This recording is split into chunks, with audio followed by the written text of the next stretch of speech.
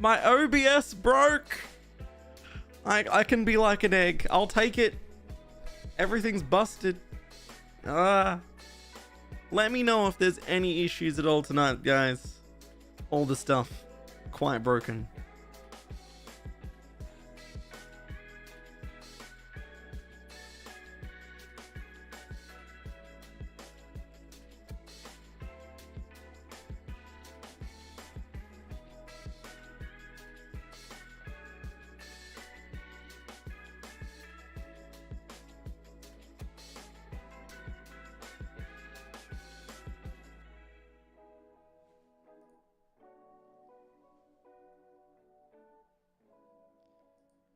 Alrighty. I think everything is working. We'll find out. Now I know for a fact you guys are gonna want to see the opening of this game. I do my general let's check the settings test. And start of this game is something else. I have not watched a single video. I know nothing Jon Snow. I've just seen what happens when you open it. How's everyone doing?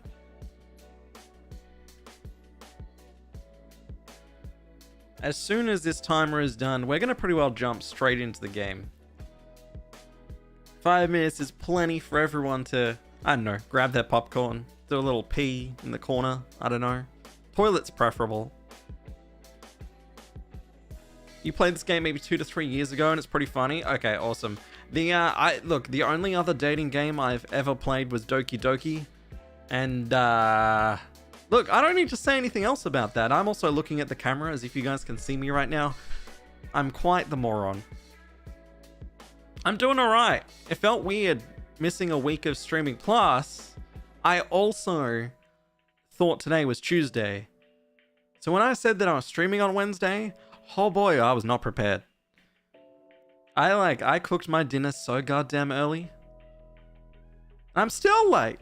That's OBS's fault. How about we get out of here like 1 minute early? Well, we'll chat for like a minute just in case someone actually does go and pee in the corner, or again, preferably the toilet. But wait, my talk screen? Does my talk screen not work? Ah! I'm here. I mean, you see nothing else on that side because, or yeah, that side, because I busted it. I mean, you can kind of see my background right now. It's bright as fuck. You also thought it was Tuesday? Right. So it's not just me then. I think, honestly, I went out on Saturday for like a family thing. I won't go into it. Well, I went out on Saturday, and I think that made my brain think that Saturday was Friday because I went out and did something, which is backwards because usually you do stuff on the weekends. But I don't know. I have that different lifestyle where I literally am in my own bat cave 24/7. You wish it was Friday, I bet. I mean, I assume that's for D&D demo. I still haven't got to tell more about that. She's been unwell and sick. So how about we play some I Love You, Colonel Sanders? I don't know, let's just call it like KFC Senpai. And they let's switch over. Fingers crossed I can, you know what? I'm going to, just so you guys don't see, you know what, fuck it. It doesn't really matter if you see my background. Just some plagiarized art, it's whatever. And some random shit saved on my desktop. It's all good. So I'm gonna do a bit of a display capture, just so you guys can see the game start, because I know that this game has a little thing that goes on. I don't want it to be missed. No D&D this weekend, big sad. Right. Rip. I thought you were doing it on a Friday instead, because of, I won't name names. Like, couldn't happen. Fair. Well, if I have the opportunity, I will be there. All right, well, fuck it. Let's, I love you, Colonel Sanders. Let's do the thing, right? And as soon as it latches on, we'll switch it over. Stop the music. Again, let me know if there's any audio issues or anything like that, because OBS did say fuck you to me earlier on. Ooh, she loud.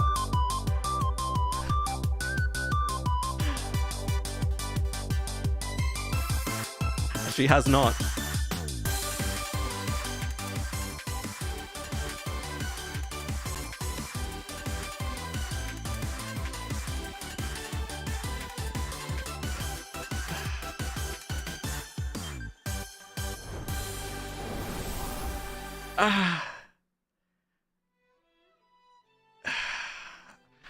Like,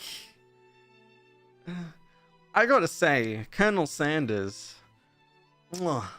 he looking damn fine. I mean, I'm straight, but that boy, he,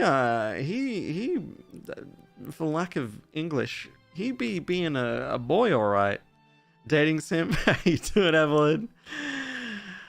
Oh, all right. So, I turned that down. Well, okay. All right, game. Fine. We'll just do that then. Go back to my desktop. Fine. He is. Yeah, he be a BOI. I'm going to be sipping my cordial, my fruit cup. Pinky out. Pinky out. There it is. In a wine glass tonight. We're getting... We're going to be fancy. Peg him. I think... Am I Colonel Sanders? Or is he, like, who am I in this game?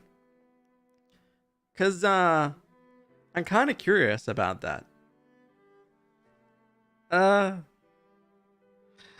Let's do it. I feel like there's no coming back. His finger licking good. Yeah. No, there's something about your fingers being licked. I don't fucking know. I probably can't talk about that. But, I hate reading in video games, so get ready for this to be an exercise in my pain. As you guys are probably aware from the Twitch days, you are you, not Colonel Sanders. Okay, so I don't get to be Fly. I see how it is. I don't like reading. From Twitch days, you might remember I was always skipping through that shit. I didn't like doing it. When I play games on my own, I will read and go through things. But when it's like, when someone's in the room with me or in a VC or I'm streaming a game, I instantly have this like lizard brain switch that goes that makes me change all of that. So, yeah. Well, you got to do the voices for all the characters. I don't know how I'm going to go. This might need to be like real wine. No, scratch that. It might need to be like vodka if I'm to make that work. I just realized my light's not even on. Hang on a sec. Let's see. Is it going to do the thing? Are you going to see the top of my cap light up? Is it? Oh, that is like so lackluster. I mean, you can kind of see it's red now. That was a letdown. Voices. Fuck. All right. Here we go. Let me know if it's too loud. Oh. True little sounds. Those are the weirdest. Wait, are those chicken nuggets? They look like scones or scones, as you might like it put.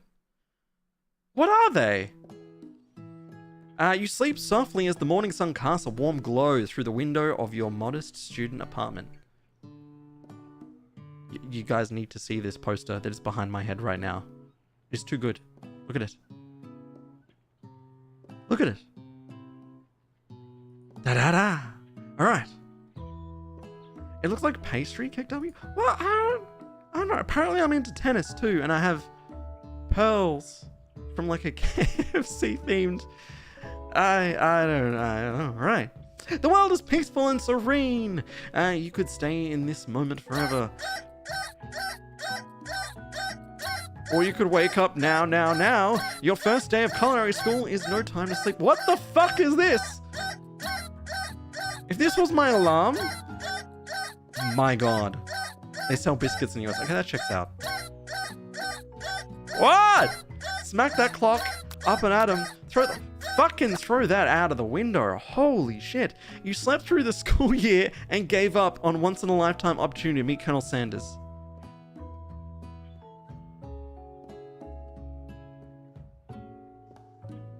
I lost. This game's harder than Dark Souls. What happens if I click give up?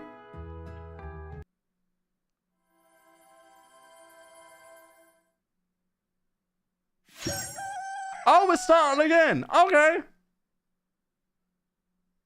Yeah, that alarm. Holy fuck. All right, skipping it, jumping on in. Is this gonna be like over and over again? It's just gonna say, oh, yep, my name. I didn't forget it. It's just gonna like hit me with death screens non-stop. I gotta find the right path. Is that what's happening? Maybe I just fucked up. Well, I'm sorry. The alarm was horrible, Evelyn. Smack the clock. Lying in bed, you stare at the ceiling, thinking about everything that awaits you at the prestigious University of Cooking School Academy for Learning.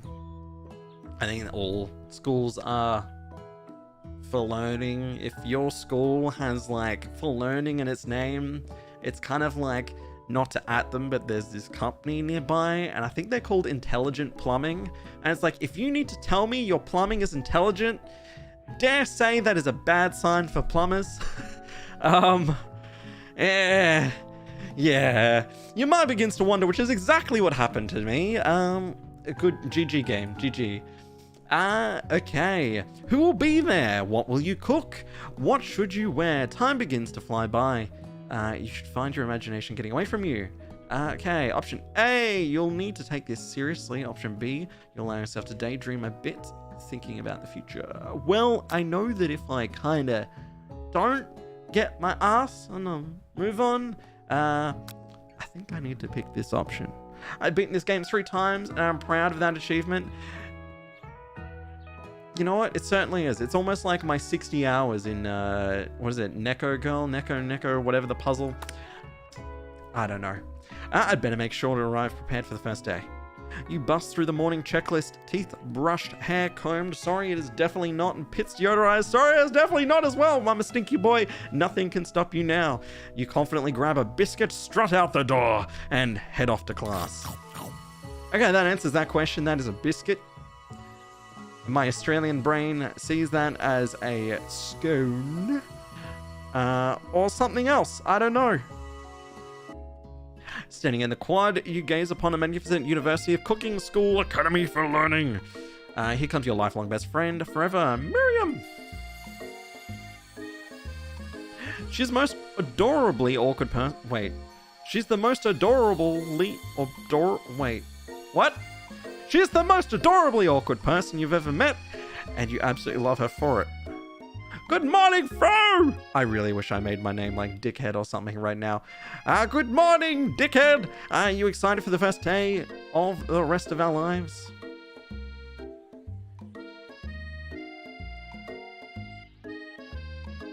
I played Fallout New Vegas, is that what it is? A couple times more than 5. Bruh. It's rough. Actually, wait, do I need to do her as a different voice? Because sure I am. Excited, a little nervous, okay? Okay, a lot of nervous. No, we're not doing that for the rest of the thing. So yeah, it's just that. This morning I made breakfast for myself, but well, when I ate it, I couldn't taste any love in the food. What if I'm no good? What if I fail? Yes. Classic Miriam, raised by MasterChef parents. She's always held herself to a very high standard. Ever since, I'm just thinking about that voice now and I'm like, oh dear. Ever since we were little babies playing together, you rescued me from that quicksand box. It's been clear to me that you're the most loving, caring person I know. You're going to do great. Oh, she's sad.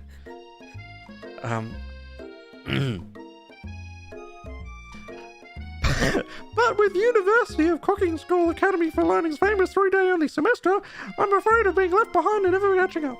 There you go. There it is. Don't be sad, twin. Don't be sad. A sweet girl, Miriam has always had a flair for the dramatic.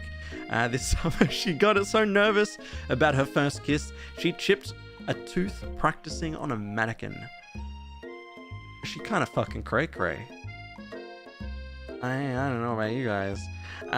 Should you pep talk her or change the subject to give her some relief? Well, it seems we're meant to be like tight, like real good pals. So I think we need to do the pep talk and be like, you got this, girl. You got this. I've seen Mean Girls. I know what you're meant to do. Remember last month when we saw that fortune teller had our tarot cards wait, my English. Remember the last month when we saw that fortune teller and had our tarot cards read? The lady with the mask who gave me nightmares. I've been trying to forget. I know she looked spooky, but she was so sweet, and she told you that we were destined for great things. How hard are you kissing to chip a tooth? I don't know. I mean, I've got a chip in one of my teeth at the moment. I need to go to the dentist real bad, but I have a bad phobia of dentists, like real fucking bad. Real bad. Remember that card with the fancy looking tower? And that other card featuring the handsome fellow in the red suit? Colonel Sanders? I've been waiting so long for to meet that handsome fellow, I could call my own. And I'm sure you will soon. In no time we'll be graduating, and you'll be delighted the world with your heartfelt cooking in no time at all. As you talk Miriam up, you can feel her nerves begin to ease. You know what? Maybe everything will be okay after all. That is not her voice. And if not, at least I have these killer bangs. Well, how would I look with bangs? I don't know. Can you believe I cut them myself? Probably. I cut my hair myself last time. It was with a shaver, a beard trimmer, if that. I cannot believe it. Before you can get another word out, you're rudely interrupted when someone smacks your books and custom engraved measuring spoons out of your hands and onto the ground. Hey! It's Alicia. No, wait. Ashley? Why does Ashley have an extra? I've never seen it spelled that way. Is it Ashley or like Ashley? Asley. It's Asley, your arch rival. She's totally evil. You cannot help but be filled with jealousy. She can get anything she wants and she knows it. Like Ashley? No, Asleg. Asleg? Asley? Asley. Asley. Hello, Asley! Oh, I didn't see you there, chicken shins. You leave Fru's shins alone. They were perfectly normal shins. You can't stand Asley. Even her name is annoying. You know for a fact that is actually Asley. But she had to add extra letters to make herself feel better than everyone. See, I'm fucking calling it. Aslick. I don't know, but that's too close to finger licking good. I'm not sure. It's spelled how it feels looking at Irish names. I can't think of any Irish names now you say it. I've known some like Irish descendants. I shouldn't do the quotations, but they're like, you know, they've got relations and their all names were pretty normal, like Mary and stuff. I can't think. What is it? What is an Irish name? If anyone here knows anything what perfect shins look like, it's us. What kind of? I mean, their shins look fine, I guess, from what I can see. What the fuck is this expression? I can kappa? Do it. We're not going to let you or your really weird insults get to us. Across the quad, you see Assleg's best friend, Van the Man. Hang on. I can do this better. Across the quad, you see Assleg's best friend, Van the Man. Has stopped to look at his own reflections in the mirror. His pants are so tight, you can see him casually working out his glutes while he styles his hair. No lie, they're rockin' glutes. Whoa. Is that like chow me? Something? Cow me? I don't know. How's that? Can you phonetically write that, Evelyn? That's kind of... They just like, give me a fucking vowel.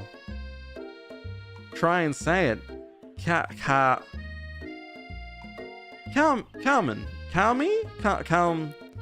Nowhere near. No, because it's like, is it going to be pronounced that way? I don't know. We all use English differently. Well, I mean, not English, but because they've got like Celtic.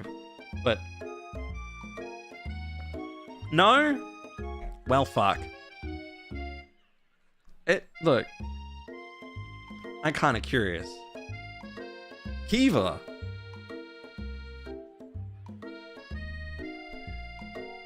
How? How? How is that even close?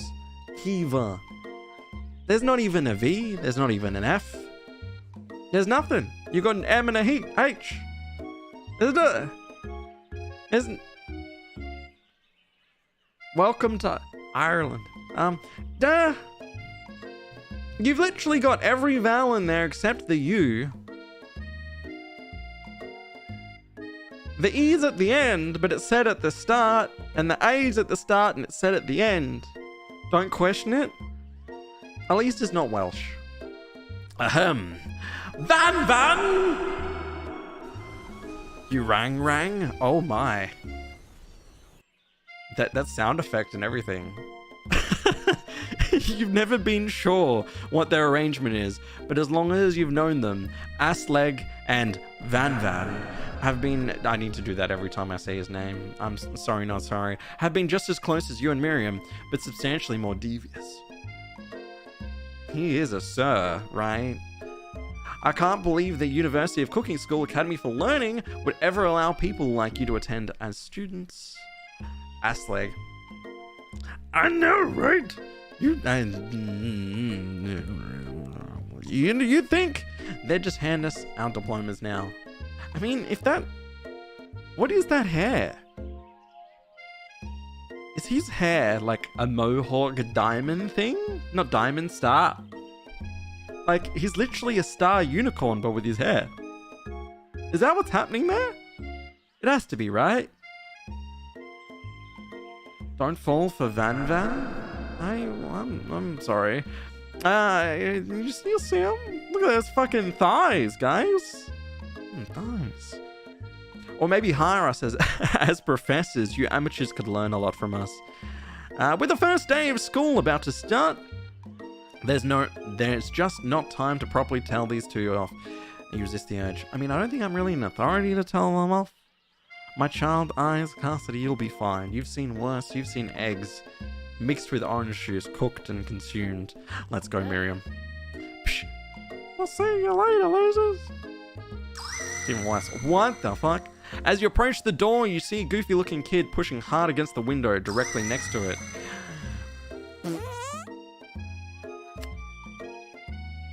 Is his name Pop? Oopsie. I think I wish I had a sound effect, like a voice thing for each person, and I could just like hit a button and just go for it. Maybe this kid, this is this kid's voice. You reach forward and easily pull the door open. Aha, that should do the trick. I think you mean thank you. My name is Pop.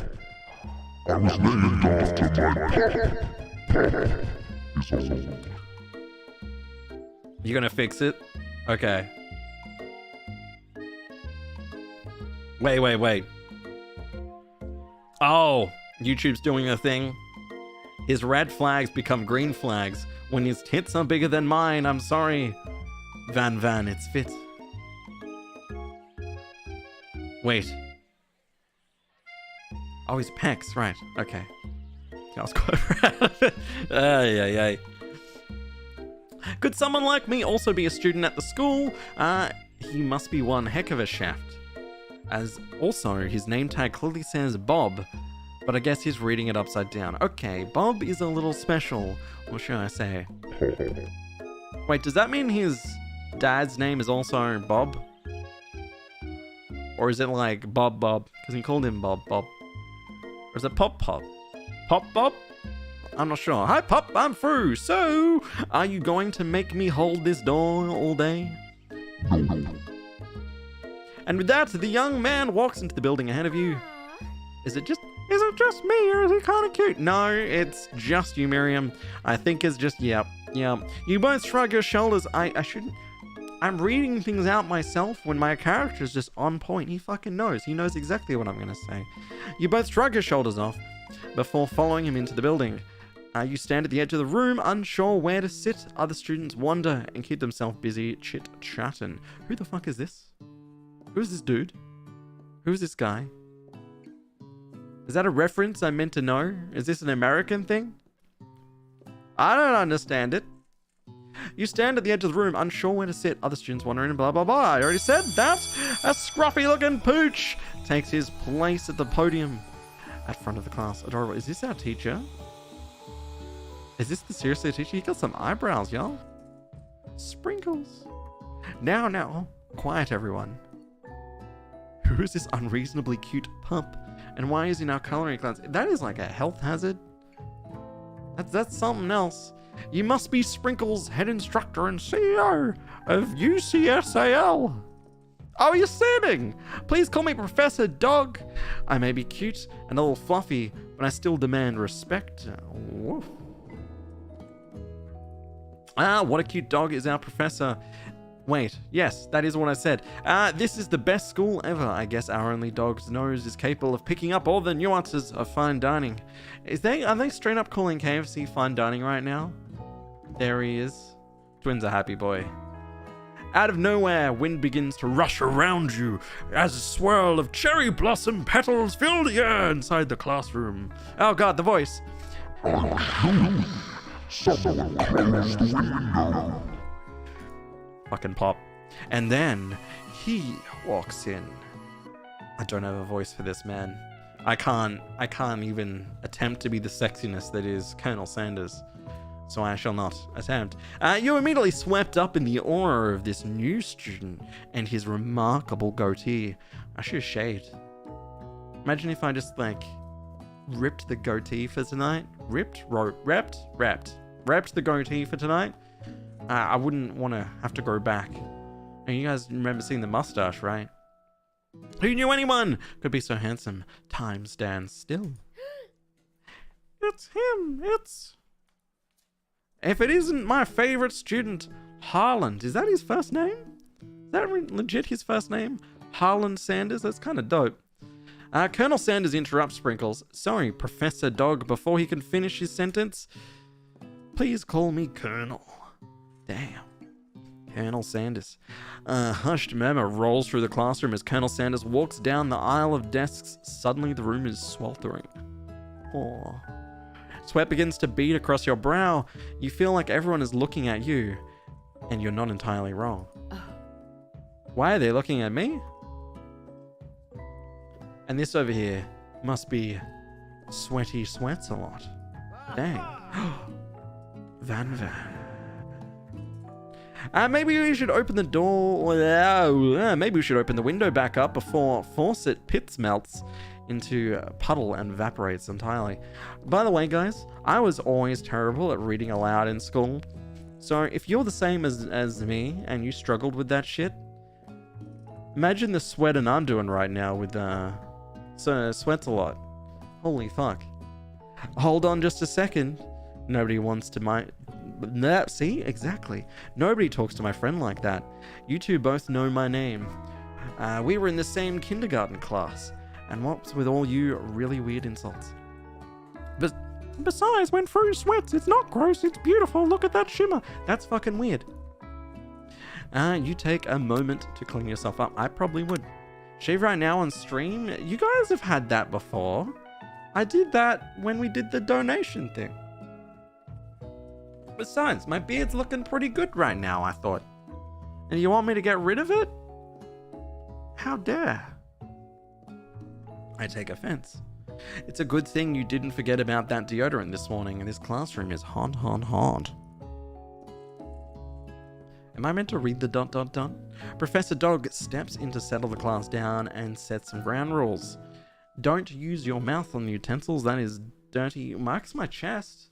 It's a little hairy-ish.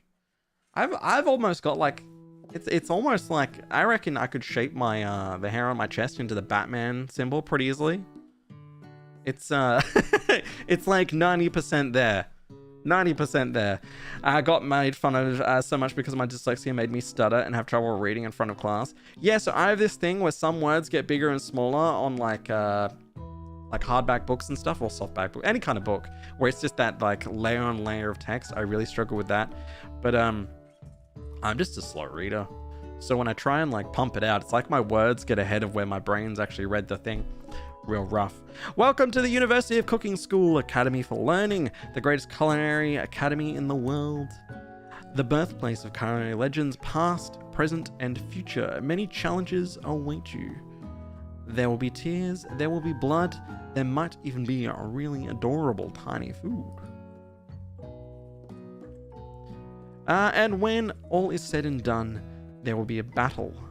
You will lift your sporks and compete in the broom cooking arena. Okay. Just then, another student enters the classroom and interrupts the professor's rousing speech. Dang.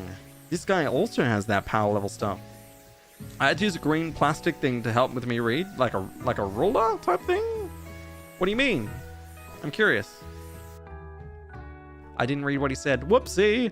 Quiet! Late to class is bad enough, but interrupting my monologue? You're on the fast-paced track out of here. Young man, are you sure you're even in the right place? Don't you recognize me? This is my 3rd year in this school, with you as my teacher. Everyone stares at him blankly. I mean, the guy's like vanilla ice cream without the ice cream. Probably without the vanilla. He's just like straight down the middle. Boring as shit. Thankfully, just made me want to improve my reading and public speaking skills. Yeah, I mean, that streaming's kind of done that for me in a way. Like, pre-streams, I used to get really nervous, like just prior to start. Like when I first started out, I was like that for a while. And then it started just being chill. And then once I started, like, I mean, even now, like, if I sit and dwell on it, it becomes a thing in my head. But if I just start, it's okay. Especially because you guys are really chill. But you're reading like this. You got me in my, like, uncomfy zone. I tell you that right now. Does no one remember me? You're expelled if you utter one more word before I finish. Dang. Angsty dog. Look at this face. Fighting stance. Let that be a lesson to you students that tardiness is unacceptable. Even Clank made it here on time. Wait, like Ratchet and Clank? Rolling halfway across town on his tiny wheels. Please tell me it's like Ratchet and Clank. You turn to see the student Sprinkle is referencing, who appears to be some sort of industrial kitchen appliance. Oh. The class bursts into laughter. Dang. Oh, he looks cooked. You can't see his other eye, but he's straight up cooked. BRB needs one is all good. It was an A4 size plastic can. Because my brain was a dick and made that shit slide around. Oh. Okay. Interesting. I have seen there was a website about that where there was like some kind of color tone thing to do with books. I don't really understand it, but I know it's a thing, so interesting. I'd be curious as to if that kind of stuff helped me, because I always struggled with it. But I used to get detentions nearly every single lunchtime because I was too slow in class to do my writing and learning to English good. So that was the kind of schooling I had. It wasn't very good. My school experience overall was pretty shit. Oh, Clank, you rascal. Oh, that little smile. Sprinkles walks into the classroom. Sprinkles walks in the classroom as everyone stands in silent obedience. When he gets to you, he lifts his nose into the air and takes a deep sniff. Do we smell good? Your diet is lacking. Based on what I'm picking up here, you definitely need a multivitamin. You should be taking better care of yourself. Dang, fucking out of me like that, bro. You've never had a talking dog as a teacher before, but Sprinkles' reputation for being smart but tough is well known. Why are we fucking shocked by the dog teacher if he's well known? I'm confused. I feel like this is a fucking trap. You decide to try and butter him up by giving him a treat from your pocket. But what kind? Why the fuck do we have treats in our pocket? I'm sure he would have smelt them all before anything else. I feel like if I gave him a beef treat or a chicken snack, he's just gonna be like, bruh, you haven't even done the schooling yet for cooking and you're trying to like give me food? That's not how it's gonna go. So I reckon I'm with Dema and we give him the bowl. Or the balls. I don't know. But then it's a KFC game, so they might want to give chicken to him. I don't know. I reckon beef treat is out. Who is the man in the corner? That's what I've been wondering, unless you're talking about me. Or you're talking about the ladies above me. Those aren't men in the corner. I don't know. But there is 2 ladies above me. Anyway. I reckon the ball. The ball. Alright. Abadoo. You reach beneath your apron and return with a rubber ball in your hand. Sprinkle's eyes go wide as he locks onto it. You toss the ball and he bounds after it, grabbing it in his mouth and swinging from side to side before dropping it. The thrill passes quickly. It's not clear if that endeared you to him or not. Settle down, young chefs. Take your seats and prepare to have your minds opened to the amazing possibilities of culinary creation. I nearly demon voiced that, and that would have been different. Yeah, I know, right? It is so weird. Coin toss for chicken and ball? Nah. One had balls in it, so we went with it. The balls need love too. Young Colonel Sanders? Man, he has his face in the classroom and he hasn't even attended it yet? Bruh. And if that's the case. As everyone rushes to claim their favorite seats, you're left standing at the front of the room. Only 2 options remain. Oh, please tell me it's like anime protagonist seat right now. Are we gonna do that? We're gonna be like back corner near the window, or like second in on that left-hand side. Like right around here. It's gotta be like this seat, or actually this is the main character seat. Right fucking there. That's it, right? Behind Miriam's nameplate. Hey Fro, there's still a seat here. It seems that no one has claimed this seat next to me. If you're interested. Colonel Sanders. Ooh.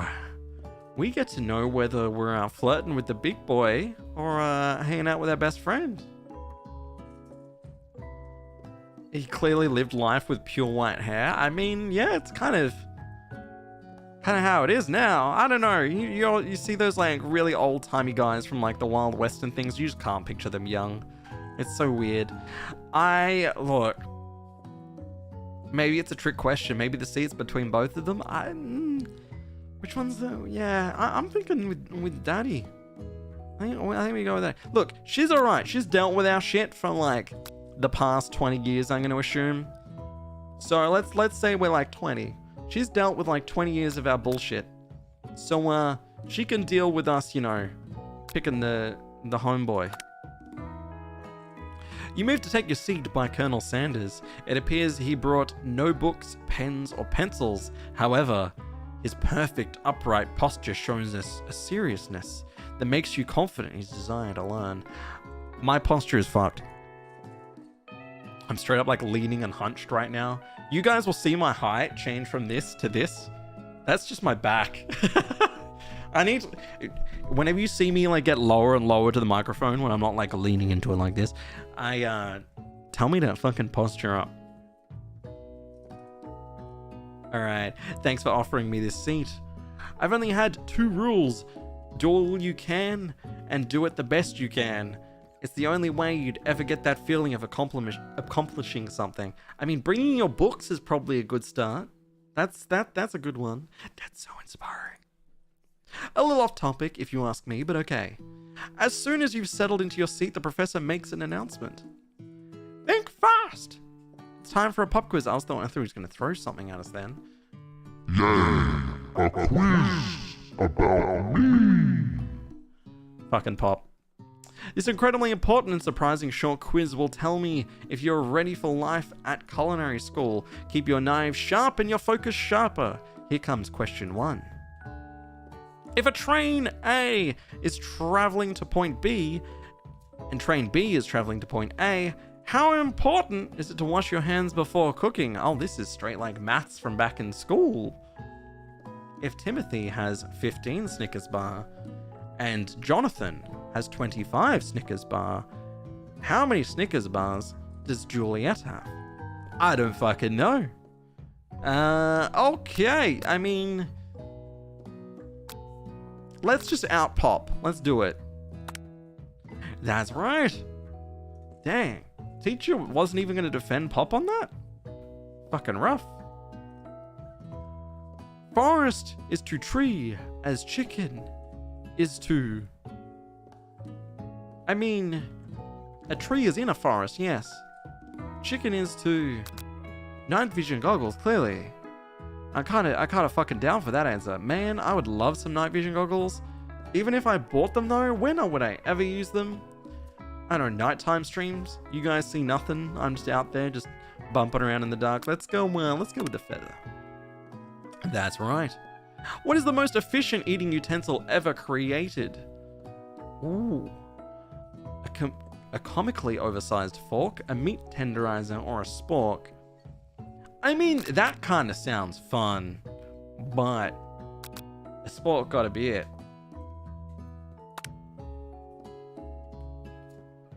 I'm F your dad is 30... Wait, what?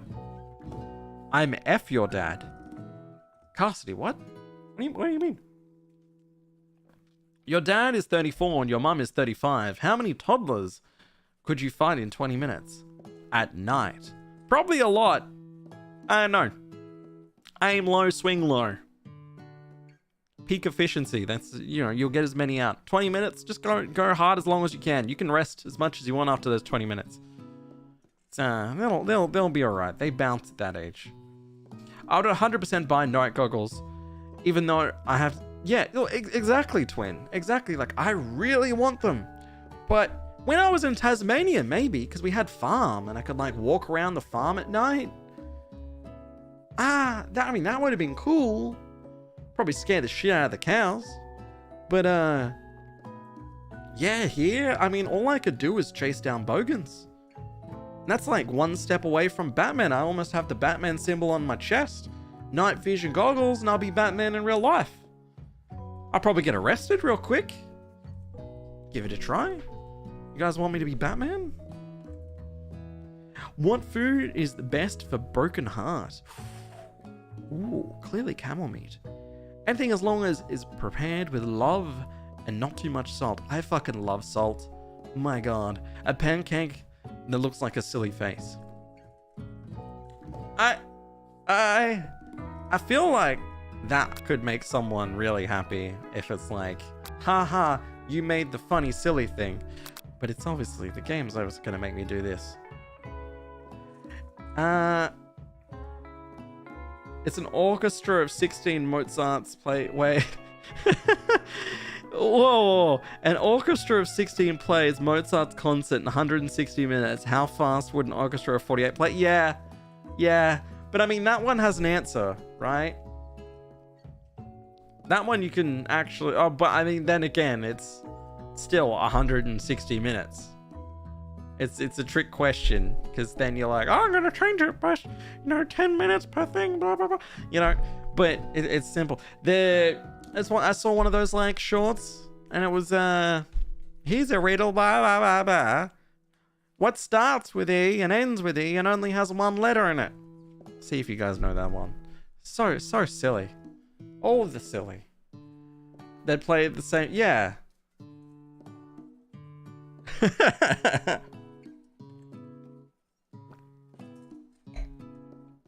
I've had the same thing, Evelyn. I've had the same thing. I failed 2 exams with the same answer because it applied to both classes. They didn't like that very much. And, let's go with the love. Is Sprinkles a good boy? Oh, yes.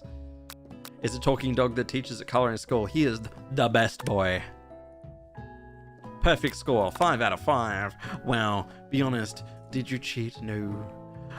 Look up to see that Colonel Sanders has been watching you. You're telling a score. He's impressed. I know we just met, but I have to confess. I think you have. A beautiful brain. That is the wrong voice. I am sorry. I think you have a beautiful brain. Kind of creepy. Honk diggity froo! You scored some major Colonel Sanders points with that performance. That makes me think of Community straight away. Well, I only answered 2 questions, but...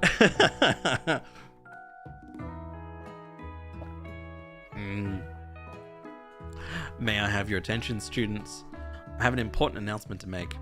Time for lunch. Fuck, this class is easy. I want to play Persona now.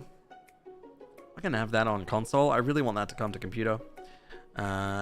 Wow, the cafeteria is nice. As restaurant you've ever eaten at. It makes sense that a school dedicated to cooking would also be serious about eating. It just looks like a cafeteria. It doesn't look like a restaurant.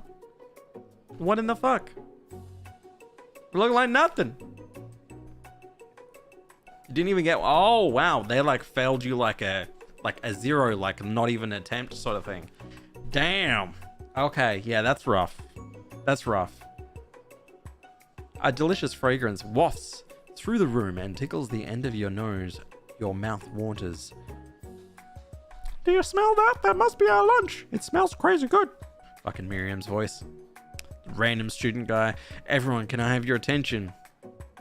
Ah, the demon voice. Is it about lunch? No, I just want to apologize for my tardiness. You see, I was. Howdy, folks. I'd like to make an announcement. Hey, I was, it's about lunch. Everyone cheers, but I... Shh. Lunch. She said, shh. In honor of the new semester, I've prepared something special to share with everyone for lunch. That must be the smell I smelled. Indeed, that smell. Oh, those... This boy. He got like that literal hourglass going on too. It means that the logic of people... So, wait, Evelyn, did you answer that it would be the same length of time because it's this, like, right? Not before shower. No. No. Did like, was the answer that the 16 people and the 48 people played at the same speed? Because why would they play it faster? Right? Yeah. Don't, like, if it's a song, I don't like, if I played, like, I don't know, fucking, what is it? Bad Guys Billie Eilish on, you know, my phone speaker and then, like, on a home theater system, it's not going to play at different fucking speed because there's different speakers. Like, it's similar logic, right? It's like, if you had 8 speakers, how much faster would it play? It's like, none. It has a set rate. It's almost called beats per fucking minute, y'all. Like, what? That's dumb. That's real dumb. You hold your breath, waiting to see what food this mysterious student has created. You've heard that he's very talented, but whether the rumor is true, is this... Colonel Sanders lifts a large bucket above his head. Its contents glimmer in the light. Damn, that actually does look pretty good. I could go that right now. Piled high are huge pieces of chicken, breaded and fried to a crispy golden finish. Man, I should have bought one of those buckets for this stream. Like, straight up. Should have just, like, had it here. So, like, whenever these moments pop up, I can just be like, finger licking fucking good. You know? I really should have done it. School weird, test weird, things are weird. Yeah, I don't test well. The answer was that we had to discover how fast they were gonna play and break sound barriers.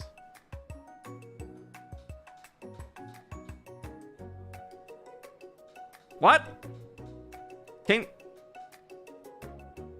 Sound barriers, speed, like kilometers per hour. Hard to type in the shower. No, all good. Enjoy your shower, Evelyn. Don't, we'll be here. I'll be struggling to read still when you get back. But sound is like, it's a thing, like, I don't understand. And I understand Mark, because I like planes. I fly planes in my free time in video games, because I'm a nerd. The aroma envelopes you. By the way, that was the answer to the EE thing. If you missed it. And you begin to feel warm and safe. I'm sorry if anyone answered that, because I did miss it. Colonel Sanders has filled a bucket with chicken. What a novel concept. Your stomach begins to grumble as if to say, stop thinking and start eating. For years, I've been developing a secret recipe for the perfect fried chicken. By my calculation, nothing less than 11 herbs and spices are required to achieve the perfect balance of flavors. You look around and notice that every other student has a pen and paper and is scribbling notes as fast as they can. But that's all I'll say about that. Oh, it's the Van. What? You think we want your stupid secret recipe, dude? Pourquoi? Nah, my dude, nah. Oh, dang. I'm just, drafting a last will and testament in case, one of those ingredients is, poison. Got him? Fucking weirdo. His face! There's something going on. He looks around nervously to see if anyone else is laughing at his sick burn. You wait to see what Zinger, get it? Assleg has prepared to follow up. But she suddenly takes a different approach. Yeah, I was just like writing in my diary. Dear diary, today I smelled something beautiful. I knew that moment that one of the hands of true gentlemen could fry chicken so tender. Van. You see her body language change from bitter and evil to sweet and innocent as she slides closer to Colonel Sanders. She realizes that his is destined for greatness and fame with cooking skills like this. She wants him all to herself. What a fucking ass leg. Please tell me I can kiss Van. You can kiss Van as much as you want. You can do that. I mean, look at his look. Van has much... I don't know. Look, I'll see if I can get a happier face for you. Okay, that wasn't any happier. Look, Colonel Sanders though, he looking down for it. Oh, Hod. Oh, please. Well, Van, the man. If you don't want any, I'll take his. Whoa, hold on. I mean, I guess I'll try it. He takes one bite and his eyes grow wide. He starts contorting his face as he tries to hold in his pure exhilaration and act unimpressed. That face, man's about to go Super Saiyan. Super Saiyan. Fingers type bad on phone. Look, word mouth English bad. I understand perfectly. Easy now! There is enough for everyone. Please, my fellow classmates, dig in. You take one of the pieces of fried chicken out of this bucket and sink your teeth into it. It's amazing. Oh. My God, I wish I had my zoomy zoom face camera buttons set up again. I could be like, boo! But that's not a thing anymore. Tasting Colonel Sanders' food transports you to another dimension. Alone with your taste buds, gripping a drumstick in your hand, you float weightlessly. Okay, focus your mind and meditate on this moment. Try and identify every flavor. No, he would trust me with those flavors if he liked me. Savor the moment and everything that it tells you about Colonel Sanders' culinary heart, or swim towards the light. So that's just die. Can I die here? Is that an option? Speedrun life? Eat KFC chicken and die? Surely they won't include their chicken killing you in their own game. I would think that would be, I mean, well, comedic. Something they might not do. The special spices. I know, he got me tingly with his spices, alright. I don't want to try and identify them. But maybe if I can get them, I can like impress Colonel Sanders with my knowledge. Alright, I reckon we're going to savor it. The flavors in your mouth are beautiful, pure, heavenly. What a guy. Alone with the flavors, you feel something that can only be described as love. For a man, for a flavor, are they the same? After tasting his food, you try to get some one-on-one time with Colonel Sanders. You approach Colonel Sanders. Colonel Sanders smiles ever so softly as you approach. He stops what he is doing and allows you to break the silence. I guess that's because we sat next to him? I'm guessing so. I'm guessing that's what it is. Colonel, I wondered if I could talk to you for a second. Anything for a fellow chef. What exactly was on that chicken? Haha, how bold to come out and ask. Bruh, he's like a fucking monk. Man, this dude. The audacity to draw him so fucking like, It's an idea I had for a new combination of flavors that will make me my fortune and establish my legacy for all time as I open a chain of highly successful fried chicken restaurants. No big deal. It's just you and me here talking. I can keep a secret. In fact, I've got some of my own that I'd be willing to trade. What's the rush? The semester is only getting started. We've got 2 more whole days to get to know each other. Wait. 2 more whole days? Is the semester only 3 days long? Jojo post Sanders. I need to watch Jojo as well. I will start that one day. But it's been on my to-do list for a long time. He's clearly not going to give it up easily. But it doesn't hurt to be persistent. You know what they say about secrets, Colonel? Shouldn't learning be fun? Aww. You've got moxie, I'll give you that. I've never heard that phrase before. Colonel Sanders looks both ways to make sure you're truly alone, and he leans in. You can feel his warm breath as he whispers, just one ingredient. But you can't tell, I use... It's something my great-grandmother taught me. See, you couldn't even read my lips. I bleeped out my lip movement too. It's pretty impressive. It's the ingredient was... Actually, no, I just mouthed fuck. I don't know. My brain's different. Wow, you'd never have guessed that. In fact, you're not even sure where you'd get some if you searched. If you know what, I mouthed fuck. I wouldn't know where to get fuck if I searched. I guess. I mean that's accurate. I guess. While you're wrapped up in that huge revelation, you notice that Colonel Sanders has disappeared. While everyone else is still in the cafeteria, you decided to look for him. You find Colonel Sanders outside, standing in the quad.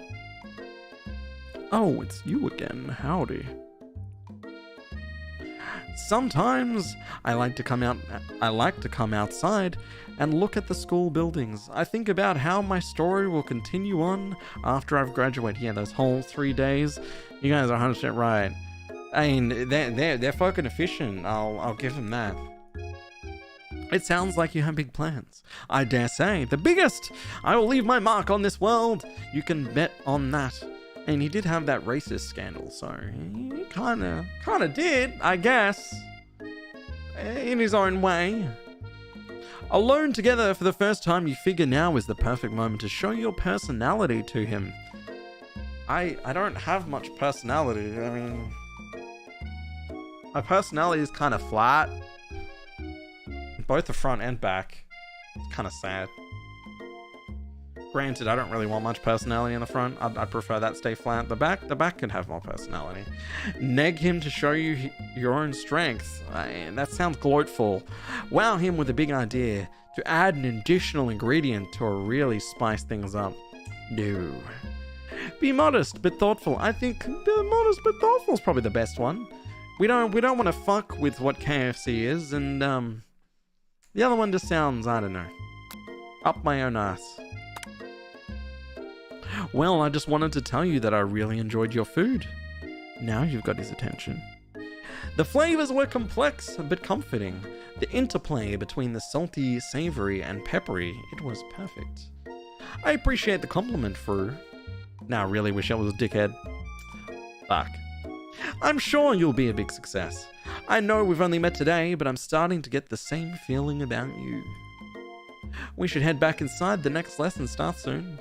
You step into the massive cooking arena where the afternoon lesson will take place. Each student gets an oven and all the tools and ingredients they could need. Okay, so what there's... Why do these guys get big benches? And those guys get these like tiny little things? This looks like a 6 spot. I'd want to be right there. That would be my spot. Because I can move around to the right. Moving around to the left? Oh, I don't know. I'm not sure which I prefer, but I'd lean right. Look at this place, it's magnificent. Finally, we get to show our stuff. Wait a second. Oh no. We have to show our stuff. What if I totally blow it? I realize I'm using the wrong voice. You're not going to blow anything. Damn. Accept maybe kisses to the crowd of fans you're going to earn with your signature adorable tiny food creations. Welcome students to the cooking arena. For today's lesson, we'll be cooking with partners. Hurry up and pair off. He does kind of look like an older guy. They did a good job with the dog, making him look like a, I don't know, 50-year-old dude. Yeah, 2 students are definitely a favorite in this situation. Yeah. Just a little. Just a little. I mean, granted, it's kind of awkward moving around the outside of a bench, but just that space. Although, whoever works at this station doesn't get a knife, or this person. So, they can fucking deal with that. Because I can see I can see some knife blocks, but not for everyone. Naturally, Miriam looks over at you, but unable to control yourself. You pounce on Colonel Sanders. Hey, Colonel. Fuck. Would you like to tackle this lesson as a team? A team of 2, that is. Me and you, if that wasn't clear. I feel like if you saw someone dogging their best friend to, like, come after you, that's a red flag. Like, I don't know. How are they going to treat you after a while if, like, the person that they've known for that long is just like dirt to them in the light of a crush? Yeah. If I was Colonel, I'd be like, nah, fuck off, bro. You kind of an asshole. Look at her. Can't do that to Miriam. Want to be my partner? Sure, Fru. I'll prepare our station. Without you as a partner, Miriam is left standing all alone. 2 different students quickly take notice. Oh God. Hello, partner. And it's the robot too. Clang. Beep boop boop. Oh my. 2 potential partners. I'm so sorry, gentlemen, but I don't know who to choose. I think Colonel Sanders would have been alright on his own. He probably would have chose Clank. Unless Pop is actually like fucking brilliant. But Miriam could have used us. If I, not tooting my own horn, I reckon we got this. It looks like you'll have to pick for her. Friend duties can be a little awkward, but that's the price you pay for not being alone forever. I mean, who do you choose? I mean, do we... look, I think she's better off with Clank, even though he looks completely fucked. But Pop, I don't know. He different. He built a little different. What? Oh my God, I just noticed how much my camera's bouncing. Holy shit.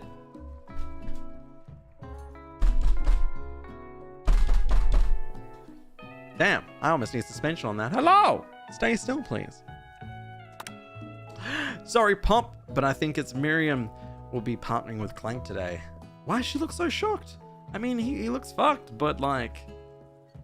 I'd prefer the robot that's probably good for cooking. I mean, you could literally put stuff in Clank. It's okay, I already ate. It's not entirely clear if Pop has any idea what the point of the school even is at this juncture. I mean, yeah, right?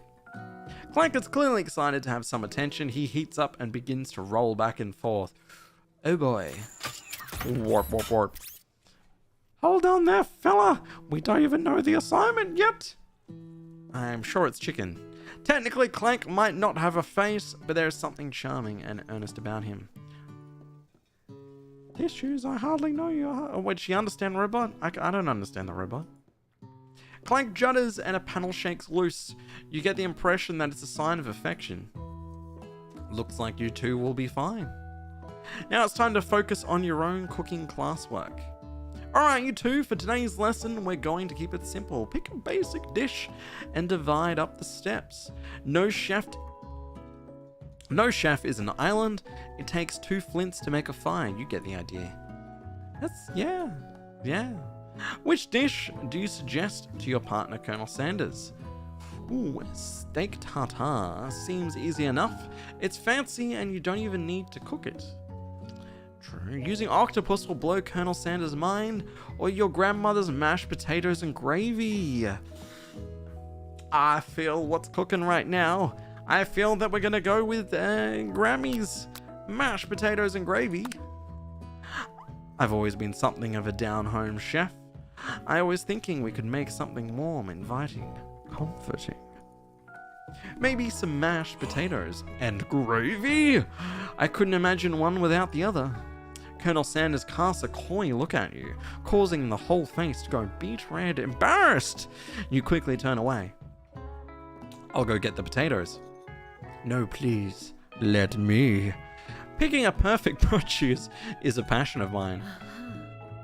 Oh my god, I just noticed what's happening on her thigh highs. She's got like drumsticks cut in them. I mean, I saw the heart, but I didn't see this. Holy fuck. Wait, does it continue up? No, that's just her nameplate. Okay, I thought it might have been slightly see-through. It looks like things are getting pretty fresh around here. Does someone have a crush on Colonel Sanders? Oh, we're just cooking partners, mind your own business. Aslag says, Sanders' heart is my business. You'd better keep your fizners off. Fizners? Fizners? Pop could be a fucking mastermind? Yeah, I mean, that's the vibe I was getting. But she's asking me to keep her fingers off my man. He's my man now, Aslag. And then in comes Van Van. Did someone call for me? That fucking music. Ugh, no. Jeez, Van Van. While I'm over here crushing Fru's dreams, you're supposed to be taking care of our classwork, and that was the deal, remember? When the Doom music comes on. I love the Doom music. Maybe I need to play Doom on stream one day. Van Van! Colonel Sanders returns, arms full of peeled potatoes. He tosses them into boiling water and turns his attention to you and your old friends. Oh, howdy there, Aslag and Van Van. We are working in a quartet instead of a duet now. Actually, no. It looked like Fru was struggling, so we offered to give them a hand. You know how it is. These young amateur chefs need a lot of mentoring. I was going to say, Colonel Sanders, maybe I could also teach you a thing or two about fancy food. Maybe one day you might be able to get up to my level. Huh, I doubt it. I feel like I need to, like, you know.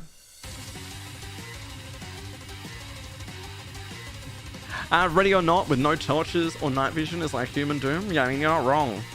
Guys, with Ready or Not, I don't know if you remember it, first stream we did, Democrats and I, we have found a way to make that truly a fucking horror game. You play the crack house with no torches or night visions. You're using your red dot like a fucking sonar, just like swiping across the room, hoping to see if it gets closer or not. It's scary, and those guys are running around with knives and shit. We can probably do that again sometime soon too. I mean, I'll be looking at any opportunity to play Ready or Not, to be honest, as long as it's not on my own, because fuck that. Don't be rude, Van Van. Personally, I have no doubts whatsoever about Colonel Sanders' ability to concoct creations worthy of admiration. After all, your fried chicken was quite spectacular. Nearly had a stroke. But Colonel, if you ask me, I might make a better partner for you than this thing that was positioned itself at your station.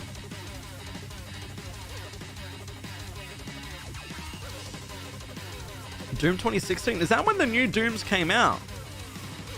I don't know. I played Doom 3 and that put me off Dooms forever because I'm sure I've said it before, but the irrational spawning thing freaks me the fuck out. Same thing with Outlast. When I say I was nearly crying, believe me, we'll have to do it again, buddy. Don't you feel deep down that we cast complementary shadows? We fit together like a thigh and a drumstick. It just makes sense. I do like thighs, but I prefer drumsticks when it comes to KFC. Nothing about this makes any sense. But one thing is clear, she's coming for Colonel, and if you don't watch out, Aslag is really going at you hard. Damn. You need to ask for some backup here before things get ugly. Ooh, okay. Turn to Colonel Sanders, hunk of hunks, in your time of need. Turn to Miriam, your forever bestie, who always has your back. I mean, we've been kind of swooning, Colonel Sanders. I feel like Miriam's busy with her own shit right now. I've just, like, dogged her twice in a row. I don't know. Look. Evelyn, when it comes to the human anatomy, I'm a thigh dude first, breast second, alright? Then ass. It goes thigh, breast, butt. That's how it is. When it comes to KFC, I'm about drumsticks, and that's it. I don't give a fuck about any other piece of chicken unless it's a nugget or a tender. If it's got a bone in it, it's got to be a drumstick. That's my feeling. Doom 2016 is like the first or second best Doom. Okay. Well, if it's one of the newer ones, then maybe I'll be interested in doing that. I probably can't go out and buy them right now, but soon. Okay, Hunk of Hunks, be my hero. I'm here to learn and express myself via my cuisine, not bicker with prima donnas. Partners were chosen at the beginning of class, so let's all respect the format, okay? You turn to Colonel Sanders to confirm that you're on the same page. I chose Colonel Sanders and Colonel Sanders chose me, isn't that right? A businessman respects all fair agreements. From contracts to handshakes, I took on Fru as my partner. And for this activity, I stand by it. Oh, is he gonna go with ass leg next session? Would y'all be shocked my ass... Wait. Would y'all be shocked ass isn't my number one? Because Leon? I mean, look. I think it's... If that's the case, it'll be like Leon's ass, then boobs, then butt, right? That's the Evelyn way. Leon's ass, then other people's stuff. Like that. It's sort of a weird thing. I've got to be breast, ass, and thigh. What if it's your bone though? If my bone is in KFC, look, fucking arrest me right now. That's some weird food fetish. I mean, if you're into it, I'm not gonna shame your fetish, but my bone ain't going in KFC. Well, yeah, but based on your team's behavior, I'd say you're perfect for each other. Neither of you has Fru's natural talents or their loyalty. He says this, but I straight up dogged Miriam twice. This music needs to stop, holy moly. Being defended by Colonel Sanders leaves you feeling proud and full of potential. You look for Sprinkles and hope he might step in, but he's nowhere to be found. Darn those cute little corgis and their short but sturdy stature. What is... I don't know what is bumping my camera non-stop. I think it's me just like moving about. Leon's ass, midriff, thigh, boobs, ass. Okay, I understand that. I didn't consider midriff as an option on that. You want KFC now? Well, would it make you feel better to know I have wings in the fridge? Which is kind of ironic because we're just talking about drumsticks. I ordered it's like a special yesterday. Kind of forgot about them. You look down at your station, realize that, intention of the moment, your hands have been cooking on autopilot. Distracted by the drama, you've already crushed and boiled the potatoes into a perfectly creamy mashed texture, with plenty of butter and cream for flavor. It's as if your natural passion guided you through the steps you know so well your attention was elsewhere. Doesn't that mean my love wasn't in it? That's kind of not gonna be good. Let's leave Fru's bone out of Fru. Because, look, I'm just waiting for more to step in and save me from this situation. You make your own rules. I mean, look, they're your own rules to make. If it's what you're interested in, it's what you're interested in. It being how it is. It's this spot right here. This is the goodness for me. Colonel Sanders extends his hand. Camera stops shaking. Is holding a beautiful white porcelain gravy boat, out of which he pours a smooth brown gravy, smothering your nearly finished potato dish. Damn. Gravy flows down the mound of mashed potatoes. The results look spectacular. Granny would be so very proud. Colonel Sanders holds a spork out to you. You reach out and grab hold of it, but he doesn't.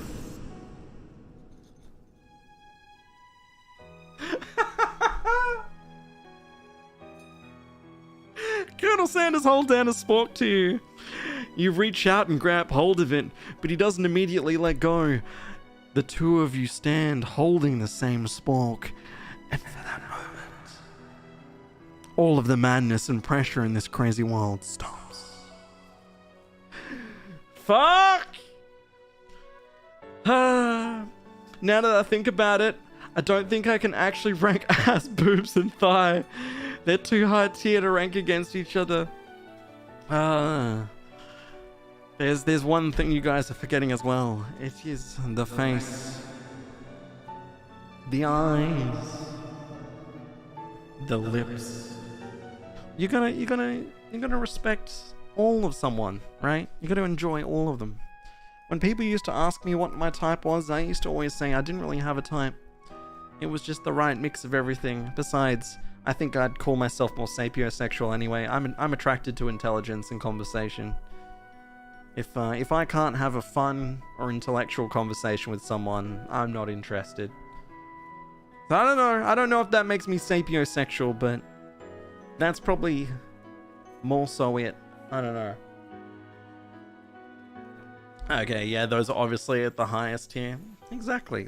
If you can't enjoy looking into someone's eyes, I got news for you. You gotta keep looking. You gotta be able to gaze in that person, you know? Or gaze long enough that one of you says something fucking stupid and you're both laughing. It's the other option. Or the other. Or both. You know. Jesus. Your eyes lock. The moment is electric. Time stands still. If you love something, set it free. Wait, does that mean he's winking at me? Does that mean he's gonna let me go? He doesn't want to be restricted by our love. Together, you dig the utensil into the mashed potato and lift a heaping sporkful up. When you see ass leg with a sinister look, you know she's plotting against you to be with Colonel Sanders. And then, filled with rage, and without thinking, you fling the sporkful of mashed potatoes right at ass leg's stupid, beautiful face. Van, do something! Do something! Aslag says, scooping a fingerful, Van tastes the dripping mashed potatoes, and Gravian realizes that it's delicious. Horrified by this revelation, he slinks away. Will he ever be able to cook something with so much love and integrity? Hold on right there, Fru! We do not waste food in the broom! Kitchen cooking arena thing. Colonel Sanders, I expect better from you. If you throw one more spoonful, you both better be prepared to eat from whatever it lands. My God.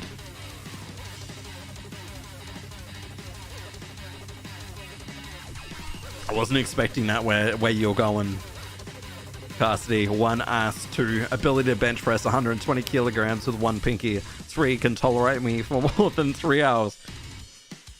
Cassidy, I've got that last one in spades. You've been around the block for a long time. We got you. I think Twins got you too. We're past the 3 hour mark. Okay, never mind. This is the correct list. Yes, 100%. Can I have potato face? Fucking pop. Van rushes back over, a covered dish in his hand. Mashed potatoes with gravy. Pathetic! In just a few minutes, I prepared a full meal. Gaze upon my speciality. Braised tentacle of octopus in my silky saltwater sauce, plated on a battle axe, forged by my supreme chef ancestors. That kind of looks dope. I'd 100% fucking eat that. Damn. You've ignored me for too long. That ends now. I will have the first bite, and you will all look on with envy. With interrupting student rushes to Van and swipes a bite of his signature dish right off the plate. No, don't. Something about this dish doesn't strike nose quite right. I think the octopus was rushed. It may have turned in the process. The result could be toxic. I mean, it does look pretty bad.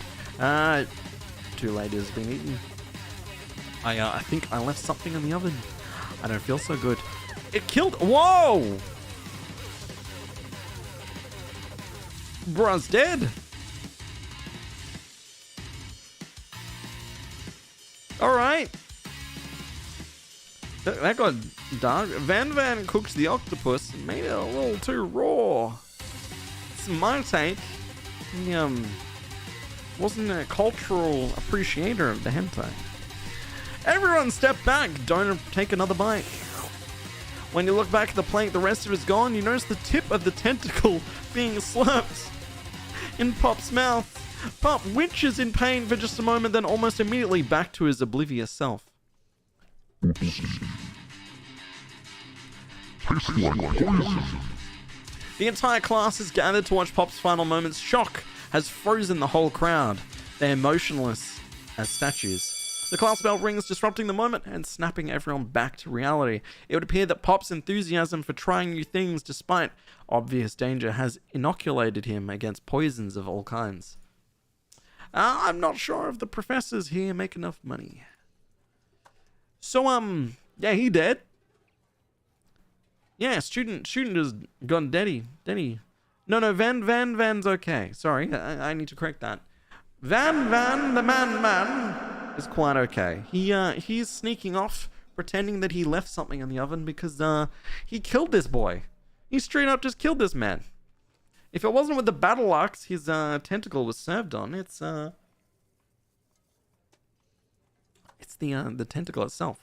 Seeing that you're shaken up by the really annoying student and all his nonsense, Colonel Sanders approaches you. Now, was Colonel Sanders on board with the fling? Because he did say, if you love it, let it go. Does that mean, like, let it go? Or does that mean, like, he's saying that he needs to let me go? I'm sorry to go through with that. Please let me walk you home. Okay, no, he was in on it. That was the signal. I'm just bad at signals. I'm kind of clueless. And it's me. What? Like, for real? Oh, come on. You follow Colonel Sanders out of the room. At night, the school building has taken on another vibe entirely. It's dark and a little more than a little spooky. Colonel Sanders stands in the quad, neon glow, and speaks softly. Okay. Those mashed potatoes you made in class today. Before you go on, I want you to know they're not a great representation of my skills. I didn't even realize I was making them. Wait, that was me too. Fuck! They were amazing. Tasting them, it reminded me of why I became so passionate about food to begin with. Colonel Sanders is sitting choked up. Cooking is obviously important to him in a way that you find inspiring. Now might be the perfect time to tell him you're developing feelings for him, Colonel Sanders. Yes, sir. There's something I need to tell you. Van! Hold it right there. There's something I need to tell you first. Oh, jeez. You see, when I was just a boy, I had a dream that one day I would be the greatest chef in the world has ever seen. And every day since, I've been working towards that dream, day and night, never stopping, never resting, also lifting a lot of weights. Like so many weights. We should follow our dreams with all our hearts, that our souls may grant them like wishes floating on a shooting star. Fuck. Hey, no, you! Shut up! I'm the one to say inspirational stuff and to be a star of the story. Are we forgetting that your cooking literally killed a guy? Fuck. This game's something else. You can't prove that. I also saw you kill that guy. What was his name? Somewhere in the distance, you hear a long, sad sigh. Forget him. We're talking about me! Me! I am the hero.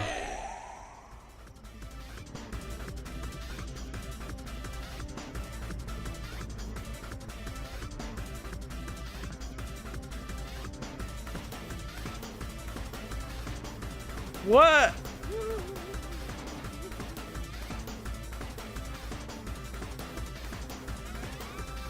I think I left the fridge door open later, nerds. It's the second time he's done that to us. How dare you threaten me? Just I was letting down my guard and connecting with another chef on an emotional level. What's wrong for? I don't know. The fucking like KFC beholder? There's something. Be afraid. Be very afraid of me because I'm a monster. See? Is he rhyming on purpose, or is that just a coincidence? But before you can discuss syntax any further, it's a turn-based fight sequence. What will you do? You seem confused? Bro, let's do this shit. You decide to go on the attack. Which attack will you use? Cook with love! Cook with love does 1 damage. It just got real. Attack really upsets Spork Monster. Spork Monster goes on the attack. They spit hot gravy at you. KFC one shot. I mean, Dema, if you're down, I'm signing up for that. Can the Lobo Hobo take part in the KFC one shot? He'll stand on the curb and beg for some nuggies. I take 1 damage. All right, I'm going to defend. I want to see what the defense looks like. You decide to defend. Which defense will you use? Trepidation. Whatever that was. Trepidation? Trepidation? What does that mean? What is that? Hey Google, what does trepidation mean? Trepidation has 2 different meanings. Starting with the most common one, trepidation can be used as a noun to mean a feeling of fear or anxiety about something that may Fear and- happen, similarly to Okay, fear and anxiety or something. I don't. is that Okay, the Google, meaning cancel. behind That's You continue to stay back and endure whatever comes your way. Seems like a pretty weird strategy, but okay, sure. You do you. Spork Monster focuses their mashed mind and draws an energy from Mother Earth itself. So we created this beast. I'm glad we didn't do like octopus or something, because that would have been fucking weird. They grow larger and more intimidating. How will you respond? Attack! You decide to go on the attack? Which attack will you... Oh, I should probably have defended that. This is like Hyper Beam, isn't it? Cook with love! Cook with love does 1 damage. Spork with Monster is no quitter, buffed up and ready to rumble. They go on the attack once again. Ulti Tensile. Utila Tensile. You take 2 damage from the attack. If you take more damage, you're not going to survive the battle. Fucking go. You decide to go on the attack. Cook with love does 1 damage. Oh my god. It's oozing cheese sauce onto the lawn of the quad. I wonder who's going to have to clean that up. Feeling vulnerable, Spork Monster prepares for its ultimate attack with a rounded edge. Oh, Colonel Sanders coming in. Colonel Sanders summons the energy of 1,000 chickens.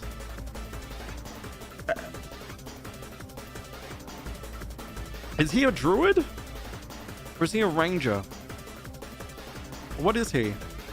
I don't know. Oh, hang on. High Power Pinch! Pot Pie Power Pinch does 10 damage. Spork Monster is defeated. Phew, you saved me. An injured Spork Monster spews steam into the night. Forget Mercy's finish him. Do we spare him? Like, what's the Colonel Sanders way? Aye.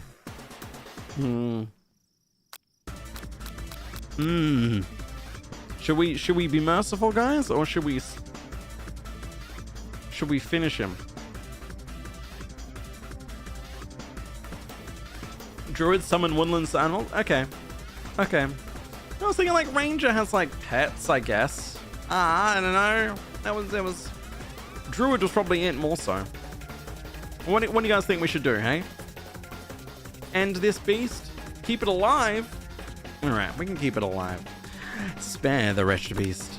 You manage to tamp down your digest the sight of this gnarly beast long enough to realize that he is still a living creature with a pure soul who deserves your pity, not your wrath.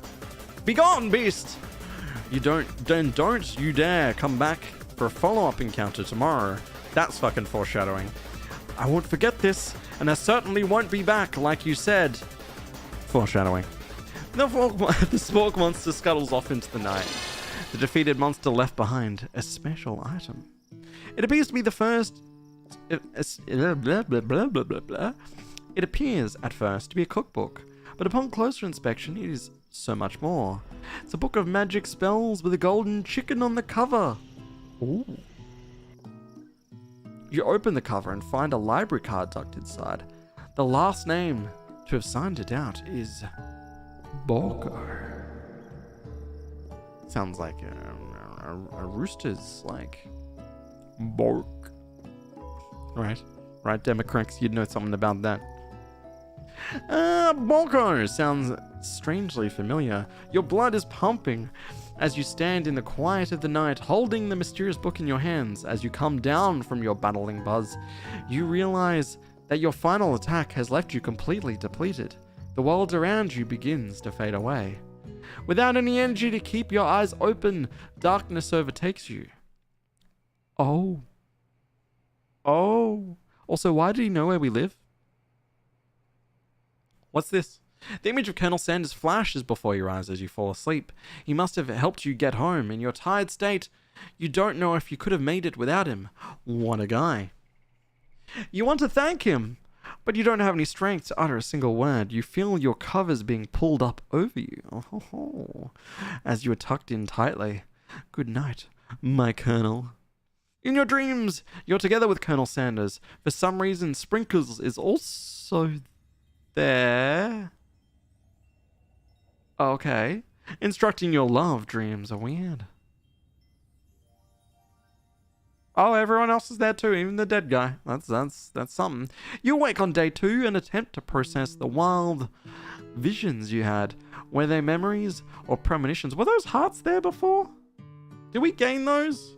Did Colonel Sanders just go and like plant his hearts on the window? I don't know. There is like a progress of how we're doing.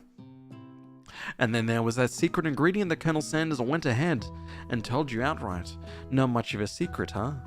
It's probably just because he trusts you so much. Sure, that makes sense. We'll go with that. You meet up with your bestie in front of the school. My throat is starting to get raspy, guys. I'm gonna go top this up. It's getting a little low. Give me a sec. We'll do a quick look, it's not a coffee break, but no, I could make a coffee. You guys paid me out for coffees earlier in the Discord. I can make a coffee, but I think I'm just gonna top up this wine glass, so I'll be right back. Give it a minute.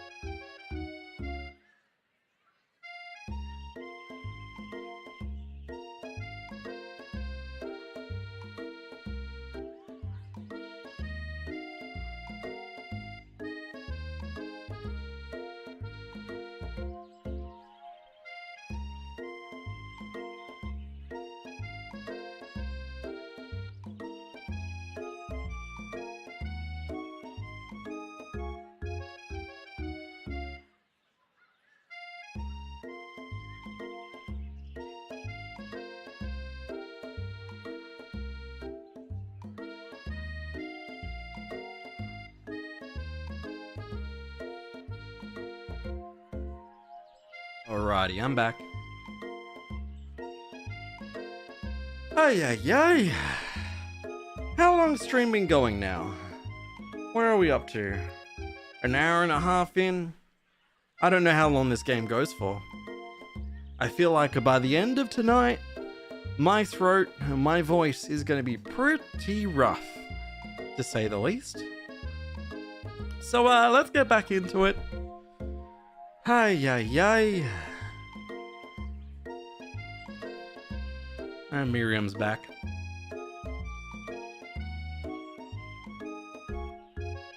Alright. Before you can tell her about your encounter, with this book monster, she launches into a story of her own.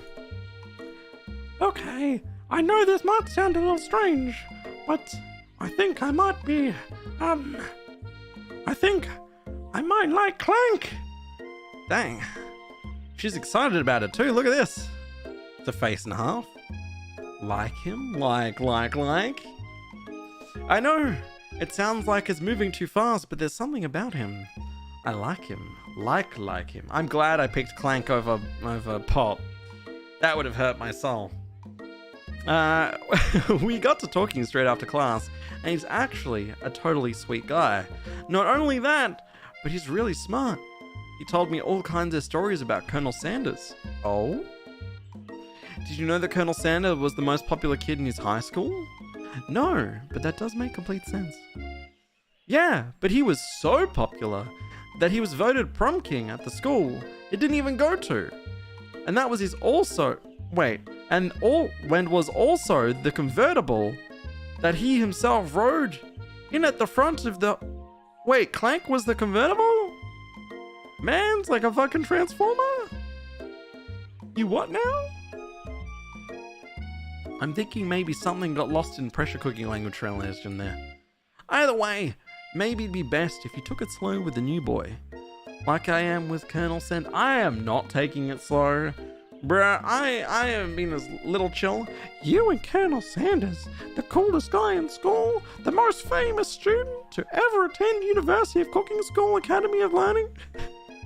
That's gotta be an abbreviation. UCSAL, like... Is that meant to be like the UCLA? Is that what that's meant to be? UCLA? UCSAL? That's gotta be it, right? I don't know. You're a thing now. My brain. You definitely connected yesterday. You sure did. You're great. Why wouldn't he be into you, I guess? Laughing at the implication that you and Colonel Sanders might be a thing is definitely not cool. You are great. You have an idea about how to prove that your love is real.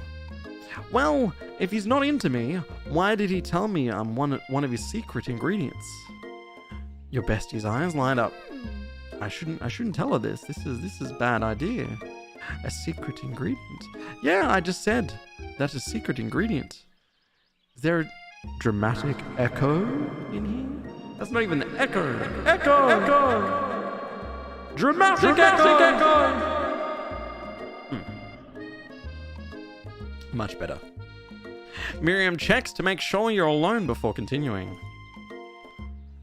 So this summer, while I was on vacation with my family, a lovely man approached me in the botanical garden where I was wondering. It's starting to sound like Marge Simpson there. Oh, you like the echo? The echo. Ah, the toys are fun. This can't be good.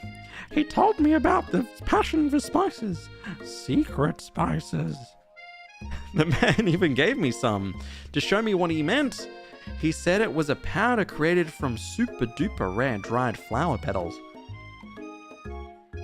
And that if I did him a big favor, I could have some of my own. Oh. Please, Miriam, don't tell me. So I filled my suitcase with them and I brought them home. He was so nice. He even met me at the gate when I arrived. Later, when I cooked with him, a very strange feeling came over me. The flower was like anything else I had. Is this like weed or something? Is that what's going on here? Is she like confused and they just had some like... They made some like edibles? Is that... Surely KFC. I mean, we did just have like a monster and they did just kill a guy. Look, you want more echo? I gave you echo. What do you want me to say? Pan the man? Coke? Probably. Han! The man!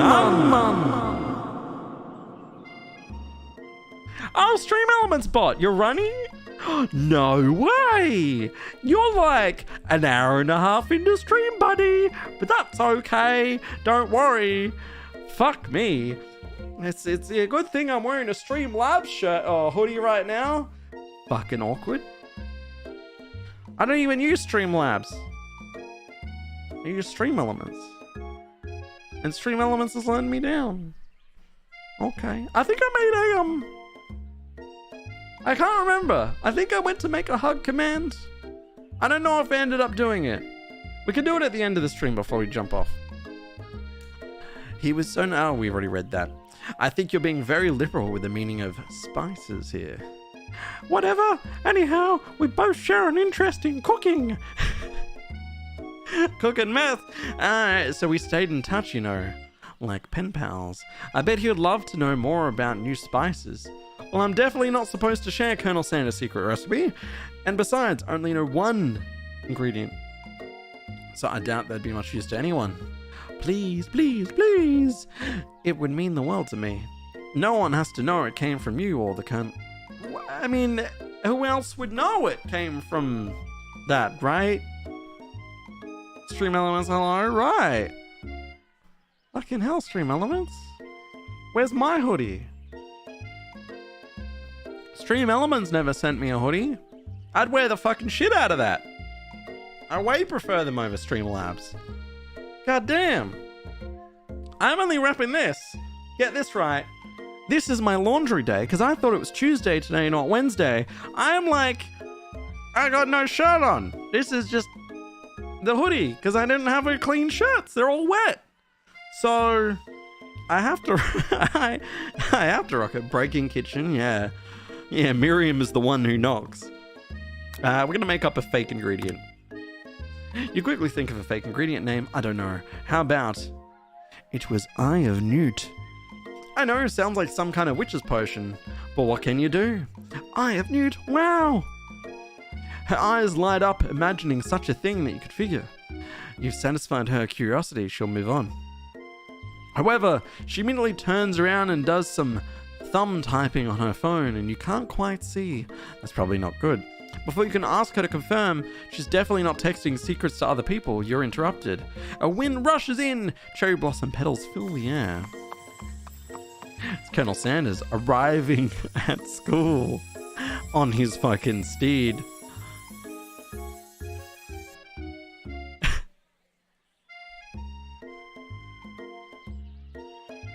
What is this game? Stand back and admire his majestic glory. Colonel Sanders' horse is truly a thing of beauty. Without ever acknowledging that he's being watched, he does a short horse dance before dismounting with a flourish. He then slaps the beautiful creature gently on his rear, sending it running free into the countryside. Reading the start of that sentence really made me feel like he just slapped the horse. I didn't get to the gently on its rear bit. It's just, he then slaps the beautiful creature. Just, I won't tell Fru's secrets. That's fine. That's fine. He'll tell the whole world a lie. Well, no. I don't want, like, Colonel Sanders trusted me with a secret. A secret's a secret. Right? It's how it is. It's like, let's say you're sitting, you're near me, IRL, right? And you're having like a conversation, like a DNM with someone. I stay so fucking clear of that because I'm not a part of that conversation. How it goes. It's the same if someone sends me like a DNM, ain't no one else seeing that shit.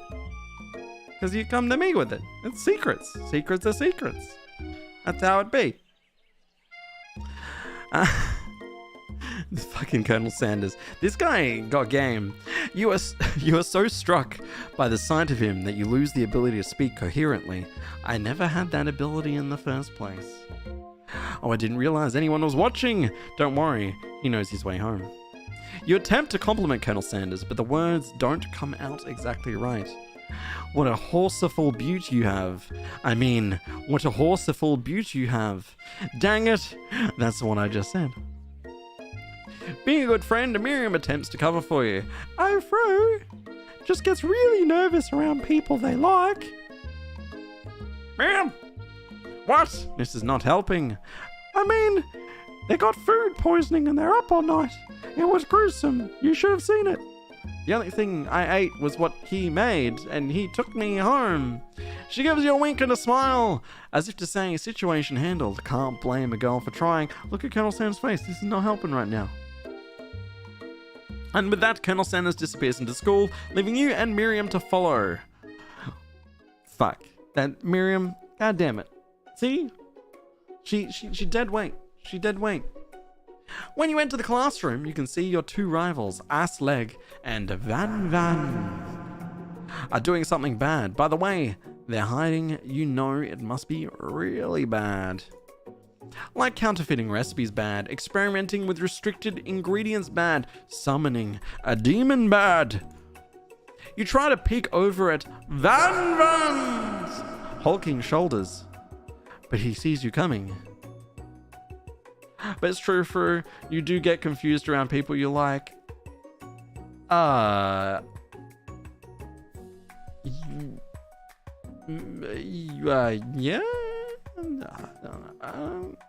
don't know. I'm just confused all the fucking time, man. I'm in like a constant state of confusion. But he sees you coming. Whoa there, little one. I'm not sure you're ready to handle this. Why don't you make like a bee and mind your own wax, honey? I read that and I instantly thought of my dog stepped on a bee. Tell them to stop acting immature or act like you're not interested in them, but really try and get a closer look. I mean, high road. You immediately dress the rivals down for their immature behavior. Culinary school is to be respected. This kind of nonsense is a waste of everyone's time. Dang, she got an evil face. Right? Now you've upset them. Oh, his hair. Holy shit, that star though. Oh, and you're the emperor of cooking, are you? You make the rules? I'm not sure you know a good meal if it ain't you. I mean, we did make better food than them last time, so... And it didn't kill someone. Being the best chef in the world takes more than just culinary skills. It takes creativity. It takes panache. If your boy was here, he'd be coming on that panache. Last time it was what was it in Call of Cthulhu? It was macabre or macabre. But now it's panache. And it doesn't hurt to use a little evil. You finally get a look at what it was they were hiding, and you instantly recognize it. Is it the book? It's a book! Just like the one you found after your encounter with the spork monster. It's the same book I found last night in the quad. Ass-leg immediately elbows Van, who hides the book behind his back. I don't know what you're talking about. That book is a family heirloom, and its contents are secret. You notice that they haven't been studying the book. They've got Pop pinned to the wall. Okay, and they're tossing potato skins at him as he tries to catch them. Fucking Pop is interesting.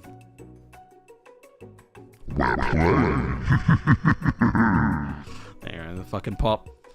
Before you can dig in any further, you're interrupted by the arrival of one more student. One more students? Of more students. It's almost time for class. Beep beep. Clank must be running late. He's in such a hurry that he rolls right over Van's meaty foot. Hey, watch it, you bucket of bolts. You watch how you talk to him. He didn't do anything. Bzz, womp. Ass-leg says, who do you think you are talking to? I've never heard such a language, not even from a stand mixer. No, your mother was a stand mixer. This is an odd conversation. It's like that one bird game. It is. It really is. But now we got robots and people who eat potato skins. I mean, you can eat potato skins, but just Pop is just different, you know? Van tries to jump attack Clank, but Clank shocks Van, sending him flying across the room. Protect me, Colonel Sanders. These crazed men are about to come to blows. I think it must be over me, but I'm not interested in either of them. Fucking crazy bitch. Aslake's tone was completely changed in an instant. She bats her eyelashes at Colonel Sanders. Surely he must know that this is a ruse, right? Gentlemen, get a hold of yourselves. Save it for the arena, at least. Or don't, honestly. What do I care? I've got lofty career aspirations to focus on. Maybe I can help you with your business plan. I mean, she does look like a KFC employee in the kind of outfit thing. You think I'm gonna have to go? Didn't get much sleep last night. Have a good stream, everyone. No worries, twin. Thank you for hanging out, as always. This one's going to be a shorter stream anyway, I believe, because I don't think this game is that long. I'm just slow. So, once we finish the game up, we'll be finishing for the night. But, get some rest, buddy. And, yeah, maybe, just chuck this on in the background, whatever you're doing tomorrow. Catch up on what you missed. And, I'll chat to you in the Discord, buddy. And a sip.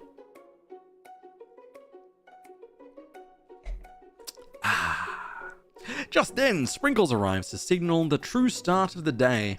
His panting, which doesn't seem like abnormal, is a professor, but he's also a dog. Students, please take your seats. I apologize for my late arrival. I spent the morning chasing a car all around town. My tiny legs are very, very tired. Didn't he just have a go at someone for tardiness yesterday? But I'm here now, and I hope you're ready to learn. You try to give Sprinkles a pat on the head, but he snarls at you. Sorry, I get a little worked up if people trying to pet me before I've had my morning coffee. Let that be a lesson to you. After he catches his breath, Sprinkles regains control of the classroom.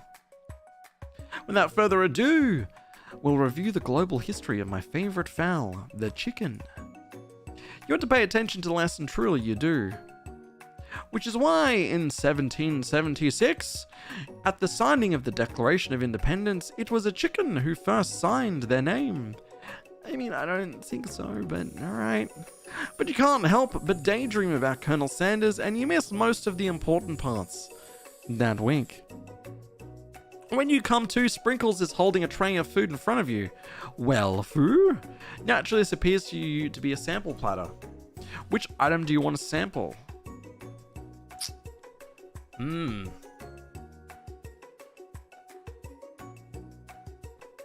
Well, he probably wants a dog biscuit.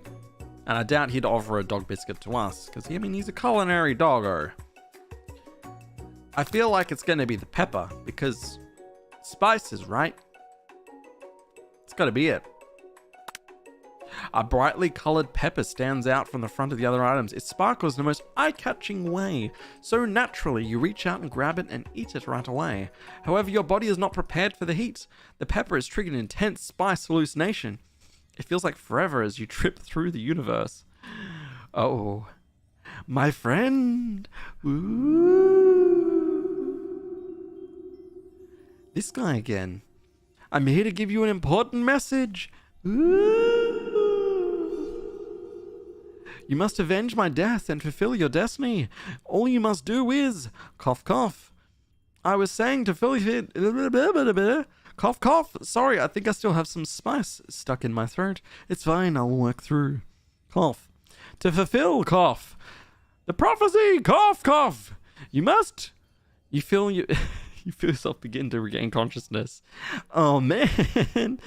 You come to and find everyone is staring at you.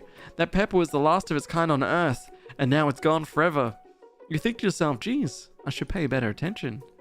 We all make mistakes. I'm sure he'll forgive you someday. Come on, it's time for lunch. Before anyone can relax, the cafeteria lights dim.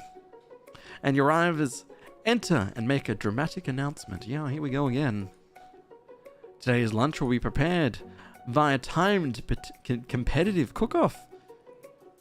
Alright, the level of theatrics with these two is off the charts. It's kind of like Jesse and James all over again, isn't it? She's got a fucking meat cleaver. I haven't seen that before. She had this whole time. Alright, demand they stop wasting everyone's time. Step up and yell at them, or tell them, you're off. You're off, you're on. My brain, it's cooked. A bit of lunchtime competition, eh? Count me in. If I have to wipe the tables with you fools before I set my lunch down, so be it. Van. I'm not the fool. You're the fool. Good one, Van. I like your grumptions, Fru. Is he on for me? I mean, the hearts. I'll be watching your performance. Just as things reach a boiling point, Sprinkle steps in. Surely he'll get a stop to this madness. Now, students, please settle down. This is a lunchroom, not a sportsing court. Finally, a little sense. You breathe a sigh of relief. We're going to the arena. We're 100% going to the arena. This is where it's going. At least, not until we turn on the timer. All right. Just then, huge lights flash you in the face, flashing the words, timer ready. What? Okay. All right, we're doing it. Aroo! I stand corrected. The hard way is built slow foundation. What the fuck am I reading? The hard way builds solidly a foundation of confidence that cannot be swept away. And then the original quote by me, in case anyone was wondering. I hope it's a message lifts you to victory. Like a diamond, I was formed under pressure, and now's my chance to shine. That is cliche as fuck. Alas, let's do it. You had his chicken you made in mashed potatoes and gravy on day 1, and you're feeling like you could really impress him here again today. It's time to boil some water for the potatoes. Think fast. If the timer runs down, you'll be forced to pick randomly. What temperature does the water boil at? I mean, 100 C. That's right. But how would you have gotten into this school without knowing that? I didn't think there was actually going to be timed questions. When it gets to rub my furry belly, let that be an enticing offer to motivate you. You're going to need to season the chicken before you cook it. You don't know Colonel Sanders' recipe exactly, but you have an idea. How many herbs and spices did you use? 11. Is this actually a KFC quiz right now? That's right. You might not know all the ingredients yet, but at least you're headed in the right direction. Tail wagging intensifies. Now that you got some basic steps going, it's time to elevate your craft. What state of mind offers the most flavor? Was it vigilance? Fuck! I forgot about the timer. I'm begging you to come together, get it? I'm a dog. It's never wrong time for some dog jokes. Next question. Your classmates are rooting for you, but Assleg is simply stronger and faster than you. You better pick up the pace if you want to survive. When you were a child, your father told you never forget where you came from. Every day, you meditate on his advice and draw energy from that place. Now would be a great time to harness that energy. When does it come from? Sure, that's right. This is your shot. You're not going to miss it. Aroo! Fuck me, it's hard. I read so slow. You're trying to shut out the noise of the arena and focus on your cooking. What is the sound of success? Sizzling. That's wrong. Don't make me get the spray bottle. Was it silence? You notice Colonel Sanders out of the corner of your eye. I believe in you, for he says with his giant wooden rod. He's actually cheering you on, which would be awesome, except knowing he's watching you make you totally forget what you're doing. Now you can think about it as Colonel Sanders. How many spoonfuls of gravy would it take to fill a tradition? What the fuck?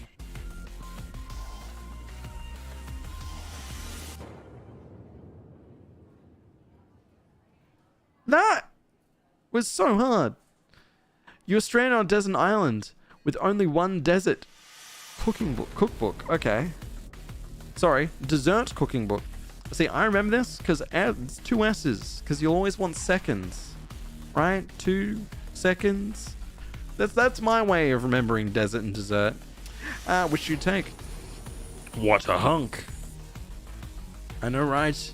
No, you shouldn't be focused on the challenge. You're falling behind. Running together on a gondola. Yeah, I don't think I wanted to answer any of those. I'm struggling. I'm struggling.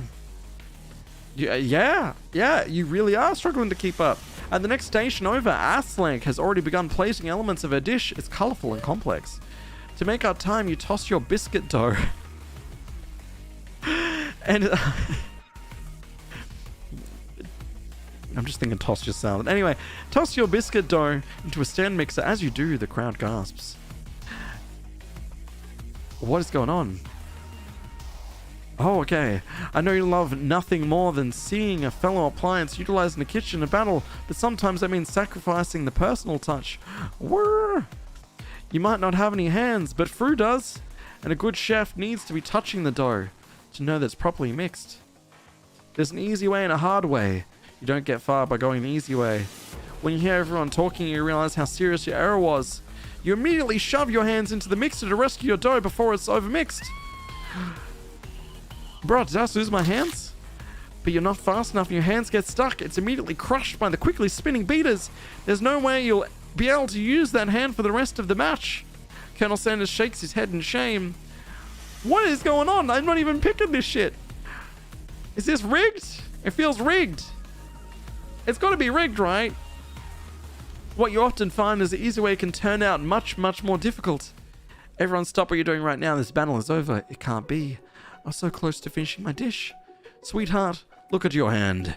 You simply can't go on. Oh, that's too bad. And here I am with a completed dish, ready to serve. Surely that makes me the winner by default. No. It wouldn't be fair to compete the two on account for Fru's injury. I mean, that's big brain. Just, you're losing, just stick your hand in the mixer, right? That is not advice. That is 100% not advice. But you can't lose, right? You see Sprinkles begin to lick his doggy chops as he locks onto the dish. But I suppose you should at least tell us what you prepared. Assleg says, well, because I'm the sweetest, I skip straight to dessert. Under this white chocolate dome, you find a wide array of delights, taking you on a journey of flavor and tastes good and tells a story of excellence. I was going to ask Fru to do the honor, but since you're injured, I'm afraid that pouring this crema of delicate hot chocolate sauce might be too difficult.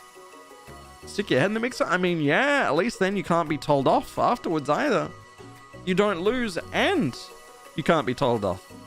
Colonel Sanders, if you wouldn't mind lending me your strong, steady hand. Colonel Sanders pours the hot chocolate sauce on top of the dome, causing it to melt away, revealing the ingredients hidden within. Inside, you find a delicate fried cheese croquette. Atop, a slice of honeycomb, ice cream 2 ways, tender nougat, and pearls of blueberry gelée. Is it gelée? I've known all the words so far, but that one, gelée, jelly? Is it jelly? The gelée. I don't know. Colonel Sanders seems intrigued, but perhaps not impressed as he dips his finger into the chocolate sauce. Simplicity isn't your strong suit, is it, Assleg? Oh, you. As he places the sauce-covered finger into his lips, Assleg leans over and whispers something into his ear. A dab of sauce sticks to his mustache. Ooh. Internalize the rage you feel. Put yourself between Colonel Sanders and Assleg. I think High Road is the better. Your rage burns so intensely within your eyes that they burst into flames. The flames cause your eyebrows to catch fire and turn to ash. They fall off your face, which means people will have a hard time understanding your emotions for the rest of the semester, perhaps forever. What the fuck? Okay, well, lesson learnt, guys. Don't bottle shit. Communicate with others, otherwise your eyebrows will burn off. That's Beyond Blue should pick that one up. People might not, bottle it in. Interesting. Embarrassed and ashamed by your poor performance, not to mention your crispy fried brow, you run for the quad to be alone. The beautiful weather feels like an insult inside of you. A storm rages. No worries, Cassidy. It's Colonel Sanders. He's probably here to tell you that he and Assleg are in love and decided to get married. And he won't even ask you to cater his wedding because you're a terrible chef and an awful person. You tried to hide from him, but he approaches you directly. I know you're hurting right now, not just from the devastating loss, but from that run-in with the mixer and that small fire. We should get that checked out. I'm fine! You can just leave me. Can't you just leave me alone? I'm a loser. I'm not filled to fill your fryer. Ooh. I'll never be a master chef. Failure is part of life, not just for you, but for all of us. Do you think I've never failed at anything before? This man. That's exactly what I think. Well, think again! I wasn't always the man you see before you, enrolled in culinary school, incredibly handsome, successful, and motivated. Well, handsome, sure. I was born that way, but I have walked other paths and have arrived at dead ends. I was passionate about life, but I have failed as an obstetrician. Okay. I was passionate about justice, but I failed as a lawyer. I was passionate about livestock, but even failed as a mule handler. That one was especially humiliating. Mules can be so cruel. Is this true story? Was Colonel Sanders ever a lawyer or an obstetrician? I lost my business partner to a gunfight. What? I'm really curious. People see my delicate ribbon tie and well-kept beard and assume that I've got it all together. Which is true now, but it hasn't always been. Sounds like this guy could really use a hug. Yes, do it with my bloody hand. I resolved then that I was going to amount to something. No amount of hours or labor or money could deter me from giving the best that I had to give. As Colonel Sanders changed his focus, you can see something ignite inside of him, a burning passion. One has to remember that every failure can be a stepping stone to something better. My new dream is pure. It is honest. It's something that a humble man in a crisp white suit can be proud of. It's crisp indeed. I will create a new chain of chicken restaurants that will bring joy to the entire world and make up for my past misdeeds. Yay. Fucking pop. Just as your moment grows interrupted, grows intimate, you're interrupted by a threatening, shadowy presence. Battle scarred from the night before, you prepare for the worst. It's the Spork monster. Damn. Borko? It is I. I know I said I wouldn't be back, and after the whole fight to the death thing, maybe you don't really want to see me anymore, but I just wanted to say I was wrong to attack you, and I apologize. I know what it's like to always look over your shoulder. Monster problems, am I right? Oh, thanks, Borko. I'm glad that there are no hard feelings. Getting jumped by a giant creature in the dark of night can really rile a person up. I also want to apologize for the way I switched right back into attack mode. I know that you're strong, and cooking school can put a person under a lot of stress. I actually used to go to this school. I wasn't always a spork monster, you see. I don't believe it. You were a human once? Well, no. I was a golden retriever. But I was still a student until one day it was some kids with a magic spellbook cast a dark enchantment on me, and I was forever transformed. Poor fucking doggo. Golden retrievers are like the cutest.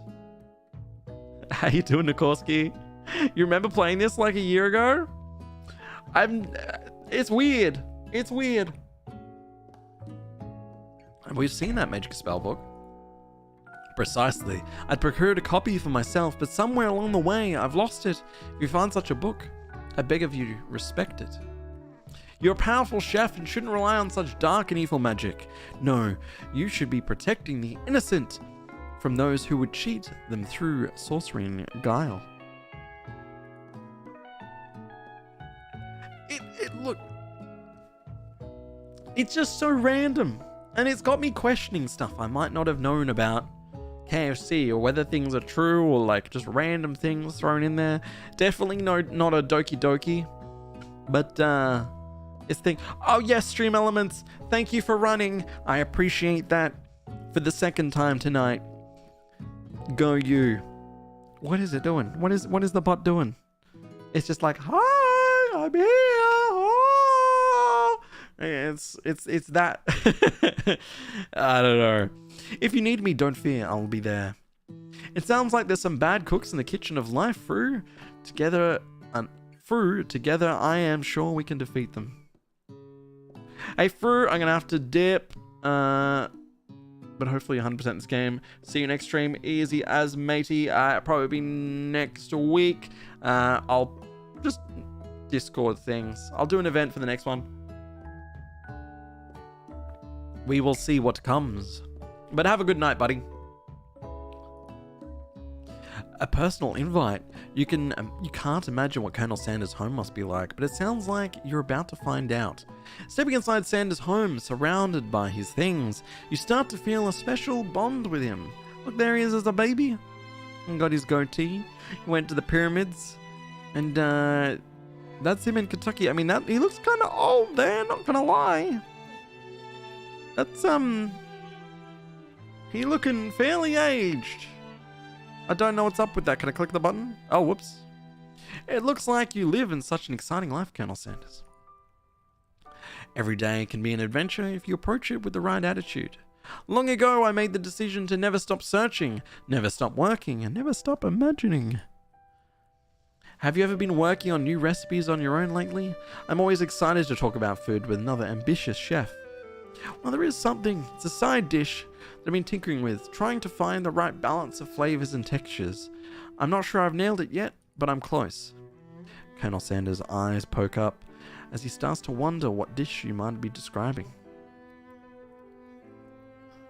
From memory, saving is really important, very easy to fail. Wait, I can save? I didn't know I can save. Is it this? I don't see a save button. Oh, is that like his dad, Colonel? I don't know.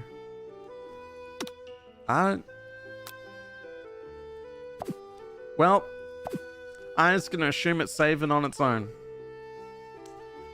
No idea. Oh yeah, there's the urn. Yeah, maybe that's Puppy Colonel. It's meant to pair with something spicy or something crispy. Both perhaps? Ooh. Now you've got him right where you want him. Should you reveal your new creation to him or keep it a secret? Just for you. I mean, my boy, is he just going to steal it and put it in KFC? Is that what's going to happen right now? Let's, I mean, he told me one of his 11 secret herbs and spices. So, I mean, I can spare a whole recipe, right?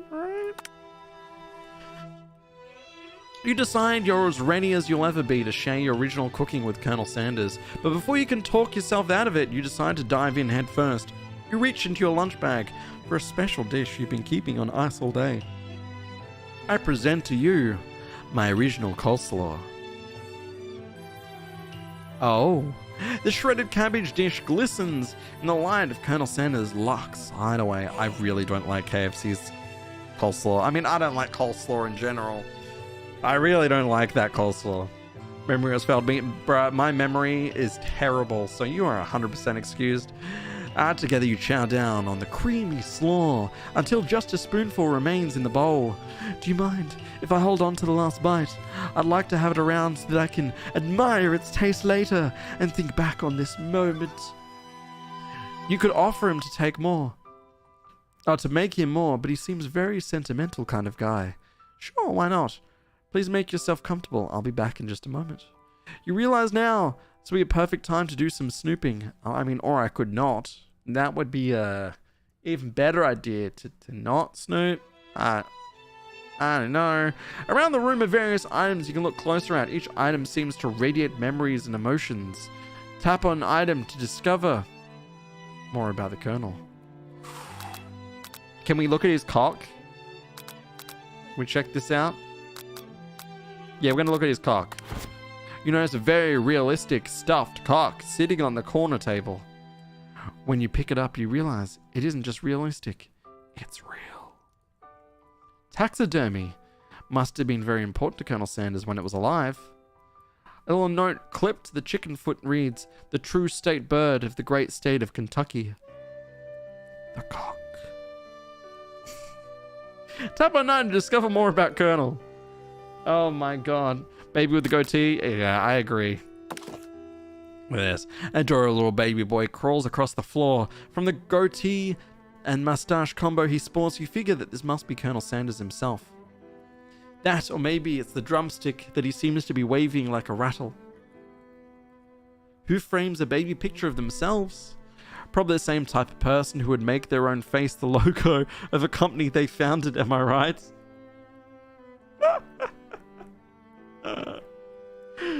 Oh boy. Oh boy. Then again, a lot of people make their businesses like, you know, John Smith Carpentry. So, I don't know. Tap on 9 to discover more about the Colonel. Alright, I don't want to touch the urn because I feel like that's very personal. Let's have a look at this. This must be where he keeps his secret recipe. Oh god. That's not what I want to do. You think for a moment, what number is important to the Colonel Sanders? Then it dawns on you. As soon as you dial to 111111, the safe opens. Inside it, you find a single note.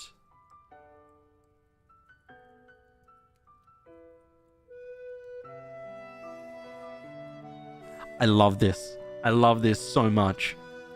Can chicken be prepared sashimi style? I mean, yeah, it can, but like, I wouldn't do it. Just saying it right now.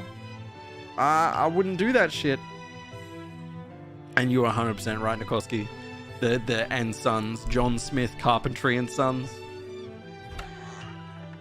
Tap an item to discover more about the Colonel. Wait, is that leaving or is that following him? I don't want to leave. Let's look at the view. You gaze out the window across the vast lake and mountain range beyond. And just then, the ghost of a student pops up. Are you thinking about heading out into the world on a quest to avenge my death? Wait, what? I never even learned your name. Why would I avenge you? That's rough. That's rough. I could just tell you my name right now. Can't you see I'm in the middle of something? You open the window, a crack, and the ghost is swept out with the breeze. Tap an item. It's candle. Send a candle. You pick it up and try to identify the smell. Power tool. Freshly starched collar. Piece of wood floating in the lake. Summer of 69.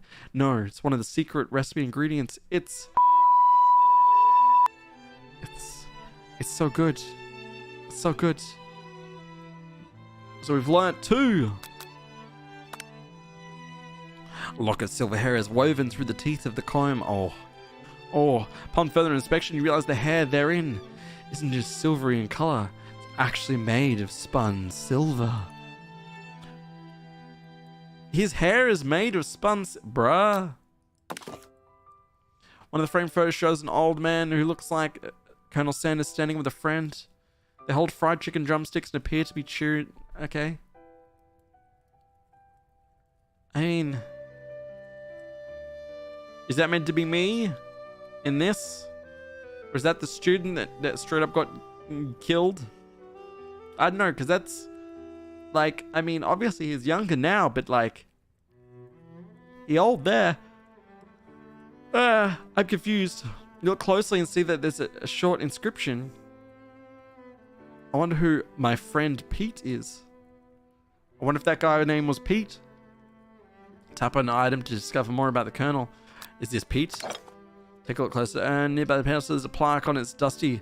When you wipe it, you can read the inscription. It says, "Here lies the ash of my past careers and business failures." It's Pete, because he got gatted by a gun, remember? He was killed in a gunfight. Okay. Yeah, except he's an old man. Okay, this must be the Colonel as well. Alright, well that only leaves the door, and I didn't really want to leave. Oh, it's a closet? Okay, I thought that was a door. That's, my bad. You find a row of your signature white suits hanging within. You take one off its hanger and you try it on. The jacket is a bit big for you, but it's soft and comfortable. You give yourself a deep hug, breathing in his scent. They say home is where the heart is. Is this what they mean? Before you can look any further, you hear Colonel Sanders returning. He has a new dish that he's been working on, and he wants you to taste it. You try to act casual until he asks you why you're wearing his jacket. I don't usually loan those out, but I must say it does look good on you. Oh crap, the jacket. You forgot to take it off.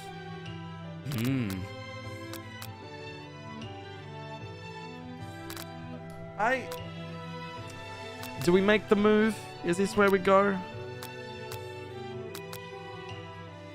I mean, he could warm me up. We could go sit by the fire. He could throw an arm around me. It could get mighty romantic. And I don't know what the truth is. Is the truth that I was snooping or the truth that I like him? Like, what's the truth? I agree, truth is good. But, I mean, maybe the truth is I'm cold, right? I'm on a ALC. I don't... I think we're going to tell him the truth. You confess.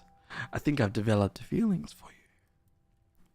I might have developed feelings for you too, but I'm concerned. I can't let anything get in the way of my dreams. Overwhelmed, you take off the jacket and run for the door.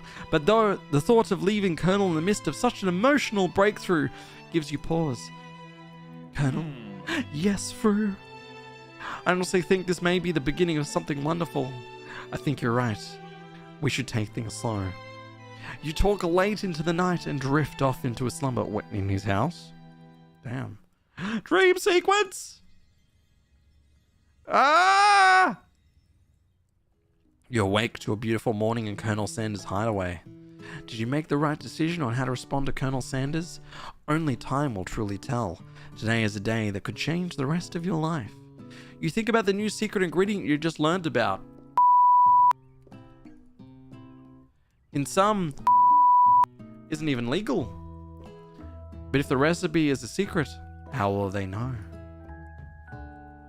Your thoughts are interrupted when Colonel Sanders emerges into the room. He's holding a gorgeous plated breakfast. Your mouth waters at the sight of it. It's a simple breakfast. Breakfast. I just whipped up. I love his poses. He's just like, my arms! I am godly.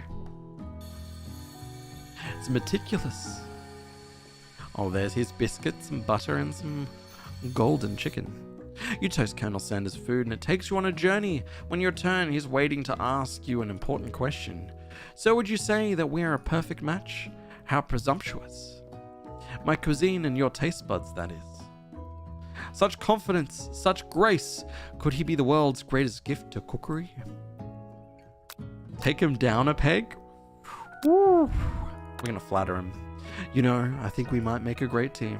A single tear begins to pool in the corner of his eye as he gazes out the window. And with the right... Did he really? Did he really just say that? We know that his friend got like fucking gunned down. He's now like with the right business partner. And no, I can't fail. Does that mean all the other business partners were the wrong ones? That's kind of fucking rude. Bruh, Pete would be so upset right now. Business partner? Could he be talking to you? It's all happening so quickly.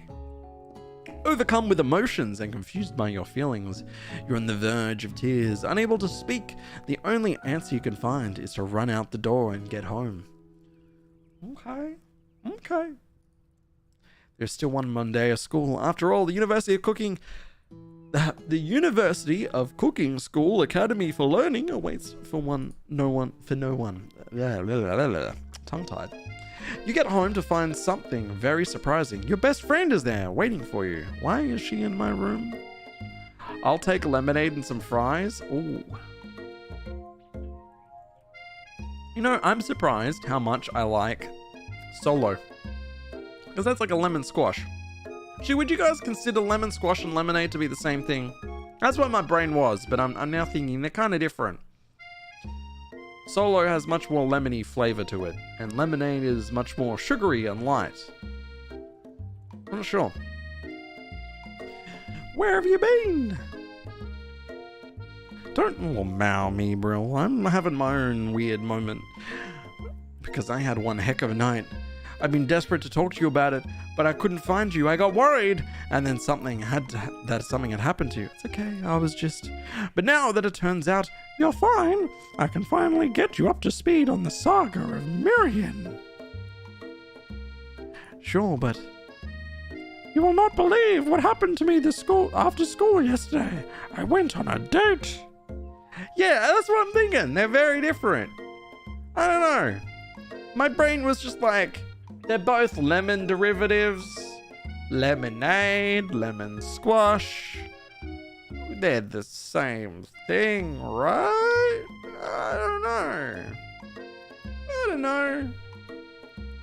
They're different. They're definitely different. I think I can believe that.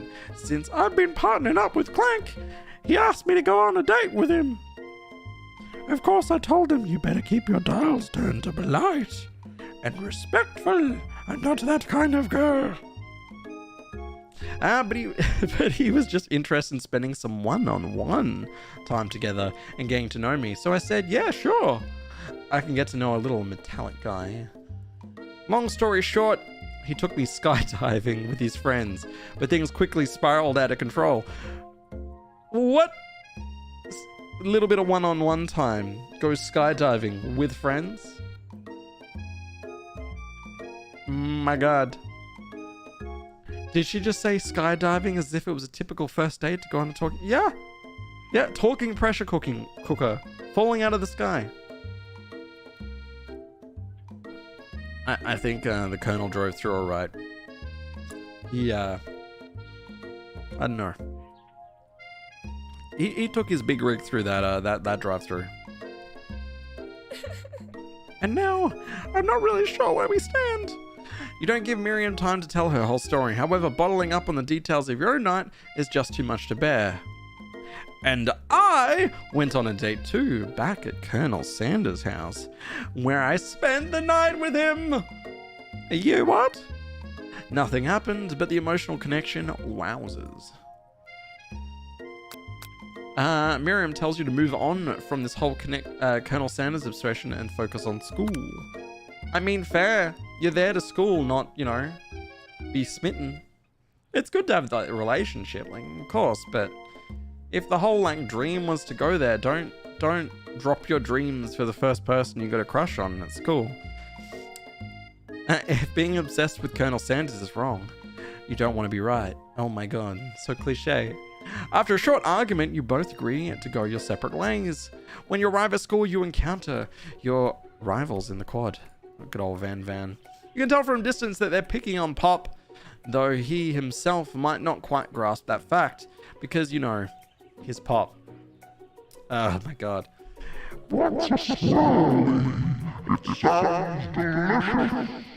Fucking Pop. Oh, it's Van! It's great. I'll order you one up right away. The voice thing. I'll have my swirly with sprinkles, please. Sprinkles and That voice is ridiculous. You can get your swirly dips too. Why don't you pick on someone your own size? Because I'm the biggest person at this school. There is that horse that Colonel Sanders rides to school, but who would dare pick on such a gentle and beautiful creature? You've got some nerve, Fru, suggesting I pick on a defenseless horse as his hair sticks straight up. Now that you're twisting my words, I won't have it. You clench your fist, but the injury from yesterday's mixer incident makes you wince at the pain. Doesn't look like you can go on cooking like that. Might as well just give up. I'll never give up, ever. Colonel Sanders arrives just as it appears things are close to boiling over. A naturally intuitive person, he senses that something has been going on. Is everyone excited for the final day of school? Fru, how's that hand feeling? I'm sure you'll be back in fighting form by this afternoon. Are you concerned about my hands, Colonel? Yesterday, I almost broke a nail, winning so hard. God, ass leg is such a... Gah. Technically, I don't believe a winner was decided, but your presentation was quite impressive. What is he doing, complimenting her? But what about the flavor of my delicate, warm, gooey chocolate sauce? It was clear that you're passionate about how your food is received. That's a lot of words to say. It was bland.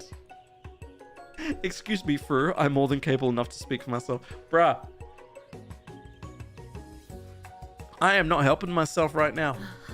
Maybe you could tell me more some of your thoughts as we walk to class, Colonel. I'm always interested in discussing the fine art of fine foods. See you inside, Fru. Annoyed by Colonel Sanders' inability to see ass leg for who you know she really is, you walk across the quad to get some distance. In an attempt to distract yourself from how slighted you feel by that interaction with ass leg, you take out the spell book you've recovered yesterday and start flipping through the pages. Whoa, that's that book. Looks like bad news.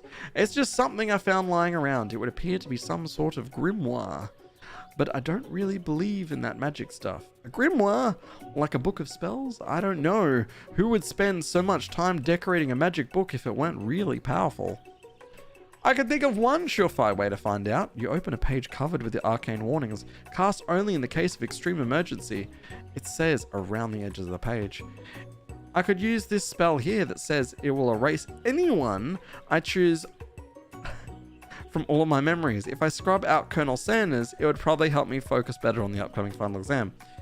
I mean, it would also confuse the fuck out of you, because you already thought he was hot, and now you've forgotten about him. So you're going to go into your final exam and be like, damn, who's that guy? And why does everyone else know him and he says he knows me? And then you'll just fucking flunk the test anyway. And it's dumb. That is way drastic. Couldn't you do something else, like anything else? Not rooted in dark magic? Maybe tie a string around your finger? Okay, fine. It is drastic. But desperate times call for desperate measures.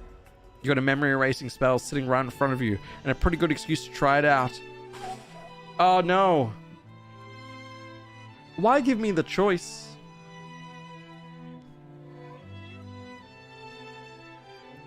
I think it's a bad idea.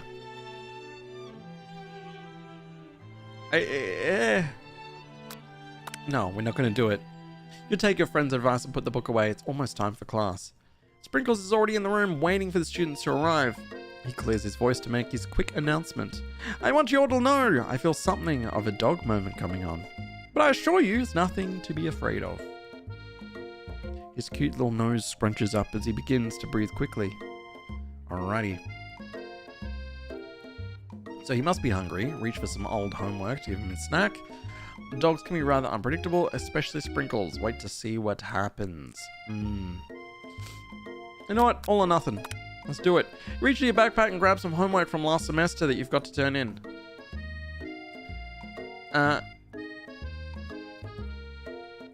Dog literally ate my homework. Okay. Oh, okay. Ahem, I apologize for the outburst. I know it seems cliche, but not much in the world satisfies me like ungraded work. My, Fru. Were you studying something with cinnamon? I have been sitting in on a lecture series about the art of cake baking. How insightful. This actually brings up an important point. Thank you, Fru, for reminding me to dole out this indispensable bit of wisdom, you see. But before we can carry on further, Miriam love drama spills over into the class.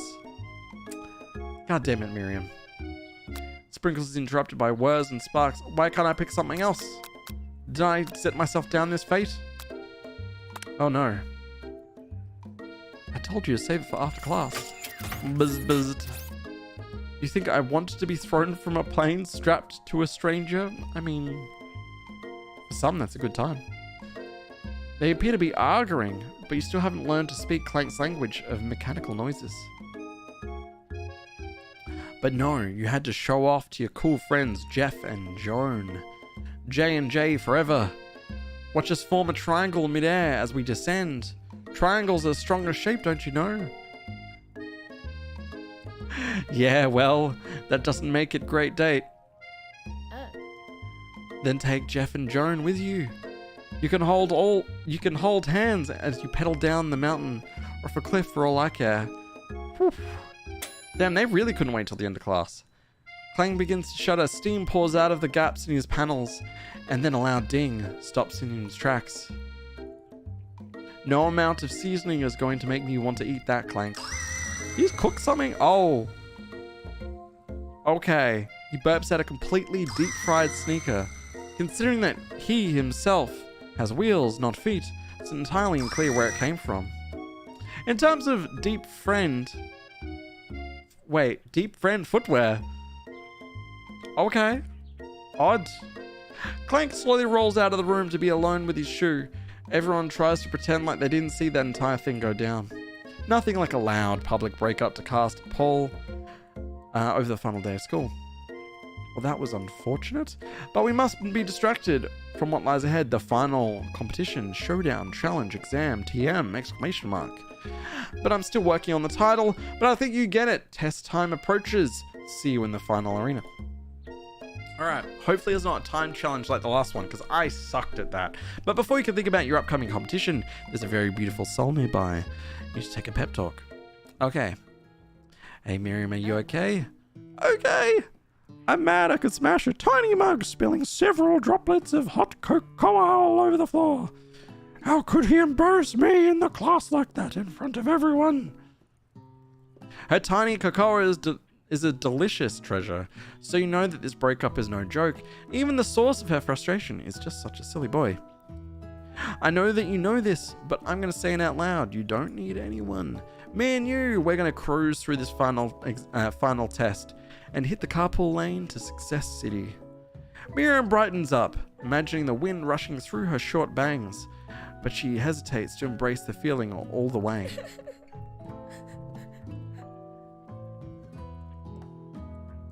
You're not going to saddle up on Colonel Sanders' stallion and ride off into the sunset without me? Of course not. Well, maybe sorta, but I'm sure there's a pony out there with your name on it, and a big ranch big enough for the both of us, and whoever else we want to bring along. If it's not Pop or Clank or anyone else, just the thought of Pop at the same time. Oh my goodness. I'm really curious what would happen if we chose Pop, but I also really don't want to know. Or anyone else you meet today, tomorrow, or this whole year. So what? You're a special person who shouldn't settle for the first someone to show a little interest anyhow. I could take my own advice. Miriam gives you a big hug and wipes the tears off her cheeks. I should really review my menu for today. I'm going to make a very special soup, and I bet Professor Dog is going to love it. While you're pep talking Miriam, you completely missed lunch, but that's okay, because you had a better idea of how to spend the time before your exam. You decided to head to the arena early to practice a dish. This is it, the location of your final challenge. A test of will, a test of courage, a test of talent, and a chance to beat the pants off Van, the supposed man, and his eviler counterpart, Assleg. As planned, you begin to run through a quick test of a recipe you've been working on, Fru's famous chicken pot pie. After practicing for months, making this dish comes second nature to you, and you're able to quickly get a fresh pot pie in the oven. And as soon as you do, your cram session is interrupted by Colonel Sanders. Fru, what are you doing here? There is still time before the final exam. I'm just taking it all in.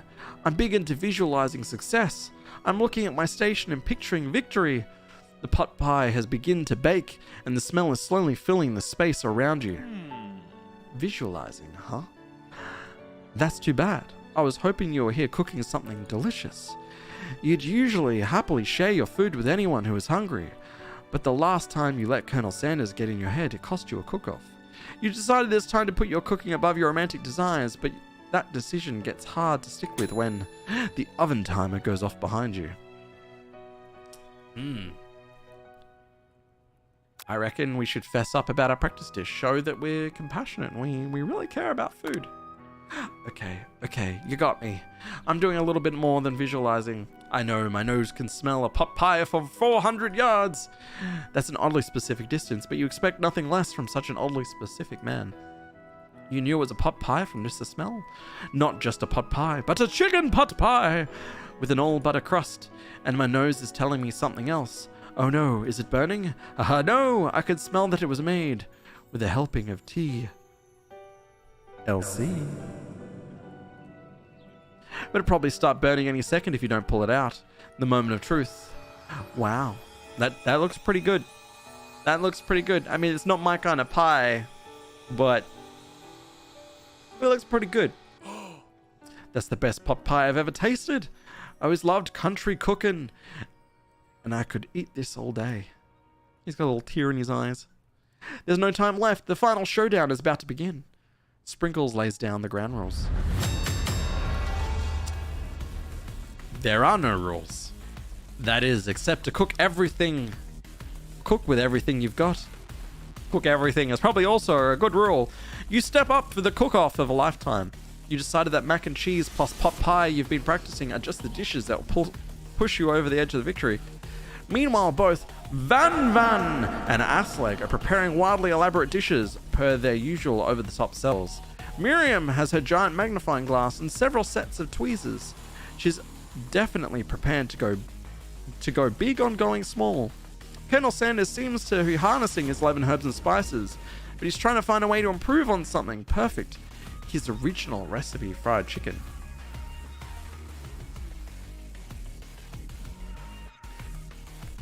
The intensity of the room starts at a full 10 out of 10 with a frenzy of action.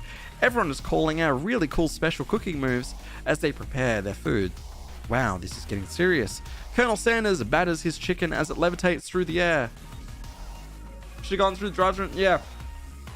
Right? All this talking, Nikorsky, is fucking my throat up. It is rough. Give me 1 sec, guys. Give me 1 sec.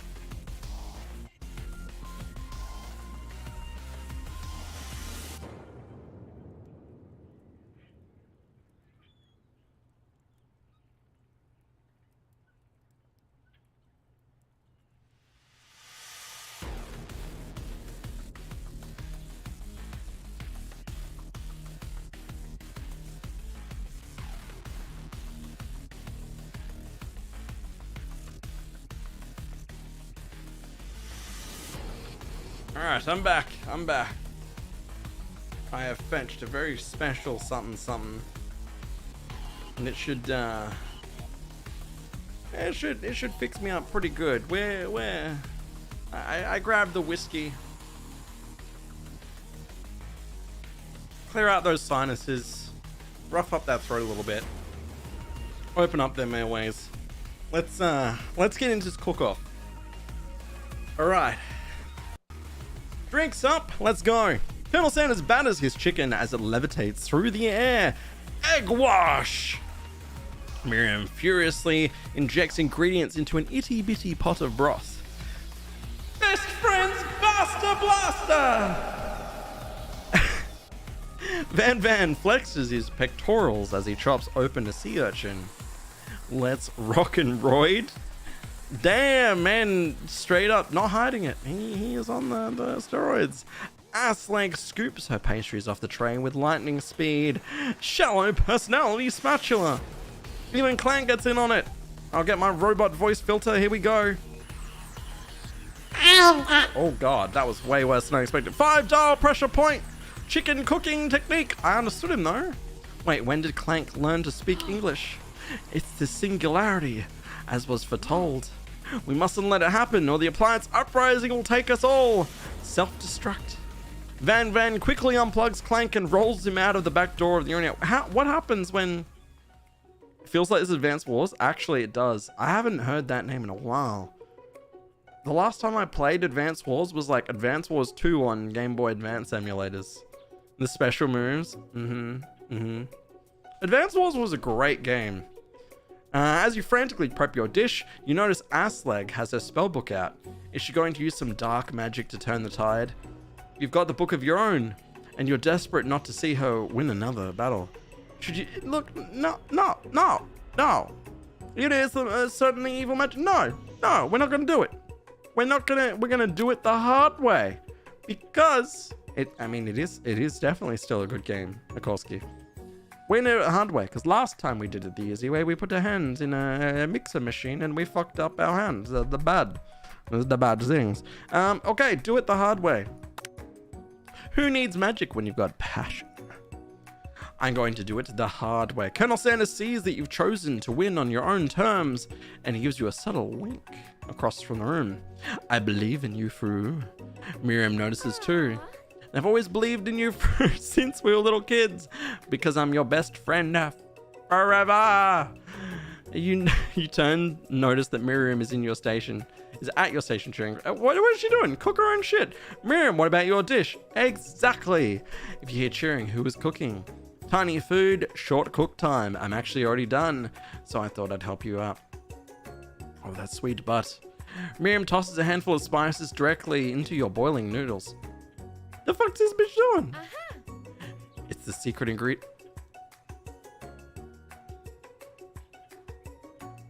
She just put eye of newt in our noodles. Oh dear God. Oh dear God. I mean, even if it was correct, your boy, there was a uniquely your boy moment earlier this stream and you missed it. They hit us with one of those words, like just one of those words, and you weren't here, so I couldn't wait for you to just lay it on me back. I can't even remember what it was. It wasn't macabre or macabre, however you want to say it. What was it? I even made a comment. I was like, this is your boy moment right here. I don't know, but it do be finger licking good. How you doing, buddy? She fucking put eye of newt. Like, even if she knew the right secret ingredient, why would she randomly throw shit in the fucking noodles? Oh, could you? Oh, could you, boy? Fuck. The boiling pot explodes, sending Miriam flying backwards, and the watery noodles begin to swirl in the air, bubbling up into a dark cloud that thickens and congeals before your very eyes. Spork monster. It is I, Steve, the Spork monster. Steve, wait, what happened to Borko? You're not here to battle me, are you? We Spork monsters are many. I think Borko had the day off, but you have conjured Steve, and I hate to battle. So I'd say you're doing pretty alright. God, this is so weird. Just came back from a show. Mum took me. Okay. I've got a few shows booked up this year, actually. Gonna see a David Bowie thing. Gonna go see Moulin Rouge next month. It's gonna be good. All sorts of fun. Linkin Park end of the year. Well, tribute to Linkin Park. All the goodness. Alrighty. Oh, hey, you're in the middle of a cooking competition. I love this stuff. It's better than TV. You crazy kids and your culinary skills really impress me. Mind if I hang out? I'm sorry, Steve, but I'm kind of in the middle of something. Do you mind? Steve the Spork Monster notices that you've got a grimoire stashed beneath your cooking station. I see what you're up to. Crisscrossed some magical items and accidentally summoned me, huh? Yeah, you guessed it. Sorta. If you're here, would you mind tossing some fresh noodles in the pot of salted water? I'd love to. I've always wanted to be a top chef. Actually, you know, when I was just a little spork pup back in the old country, are all these Spork Monsters dogs? Because Borko was a golden retriever. So what was Steve? You can feel the Spork Monster winding up to tell a very long and involved story. You don't exactly know where they came from, but it seems like it's probably lonely there. Actually, you know what? Maybe you should just watch from the stands. I really need to focus on this competition. I understand. It's kind of like that time in monster school that I'd fallen asleep during scare tactics class and I woke up. Is that a reference to Monsters Inc. University? Interesting. You toss a serious stare at Steve and he takes the hint. Never mind, I'll tell you later. Good luck. Having suffered this huge setback, you don't know how you could ever win. You know, we gotta push on. We gotta do it. We go Super Saiyan, guys. We gotta use that extra power. God, my neighbors are gonna hate me. I can do this. I have what it takes. I came here to win. Your hair turns mac and cheese orange as culinary energy flows through your body. I am going Super Saiyan. My heart is pure, my hands are steady, my taste buds have been preparing their entire lives for, yes, Fru, you are the chosen one. You will avenge me. The power you've been summoning immediately fades back out. You're interrupted by inspiring monologue. Sorry. Fucking, that ghost. My heart is pure, my hands are steady, my taste buds have been preparing their entire lives at this moment. I will show the world my cookery. You begin to levitate off the ground. Energy courses through your body. You know with this power you can do anything except turn back time, which would be super useful because while you were powering up, your chicken pot pie overcooked in the oven and can't be served. Fuck! But don't worry, dear Fru. You may have suffered some setbacks, but all is not lost. Mac and cheese shouldn't be orange. I mean, it depends. I guess if it's like that, like American cheese, maybe. I don't know. There is all sorts of references and shit going on. Impressed with your fortitude, Colonel Sanders decides that you have earned his support. I've been watching you today, and I must say, I'm truly impressed. You've been thinking on your feet and rolling with the punches, he says as he watched me just literally let my chicken pot pie burn. I don't know. He steps up to your station and stands right beside you. I am here to help. All you've managed to make is mac and cheese. And time is almost up, so you're going to need it. But Colonel Sanders, what about the test? What will happen to you? What about the rules? Following the rules has never really been my thing. I follow my heart. Jesus, what a guy. Colonel Sanders unfolds a delicate white towel to reveal the most delicious fried chicken tenders you've ever laid your eyes on. And besides, sometimes unexpected combinations can have surprising effects that surpasses their individual efforts. Are we gonna like put his tenders in my mac and cheese? Yes, which is probably what the American cheese is, your boy.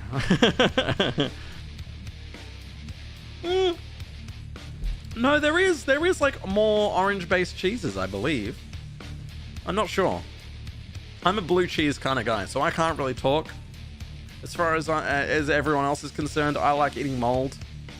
It is what it is. I like blue cheese. I really like it. I started having it on toast. Blue cheese on toast. It's them strong flavors, your boy. If we combine forces, we can form the perfect food union. Time's up, students. With time expired, it's the moment everyone's been waiting for.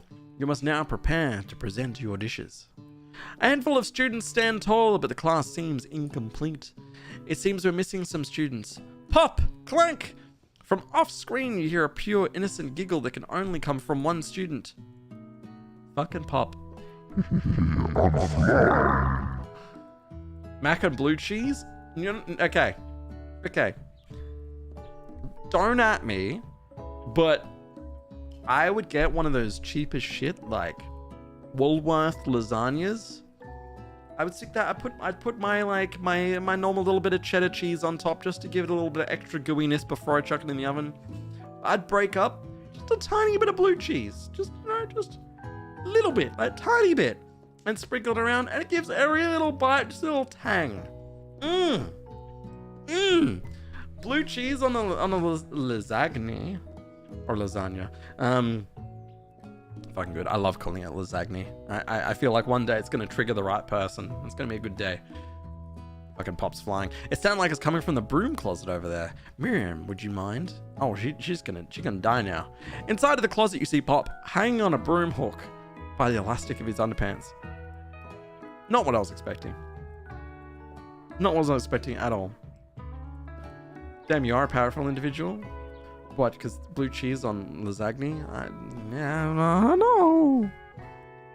Pop, get down from there right now. Let me guess. Did Van the Man have something to do with this? When someone asks for a wedgie, who am I to refuse? God, that man's hair. I thought a wedgie was a salad. Fucking Pop. It looks like Pop was eliminated from the challenge, seeing as how he didn't cook anything. Do you agree? Do you agree? Wait, you a blue cheese fan? I don't know. I'm not sure what vibe we've got yet. You said unsurprising. I don't know if that means you're paying me out or you're like, man of culture. I got you.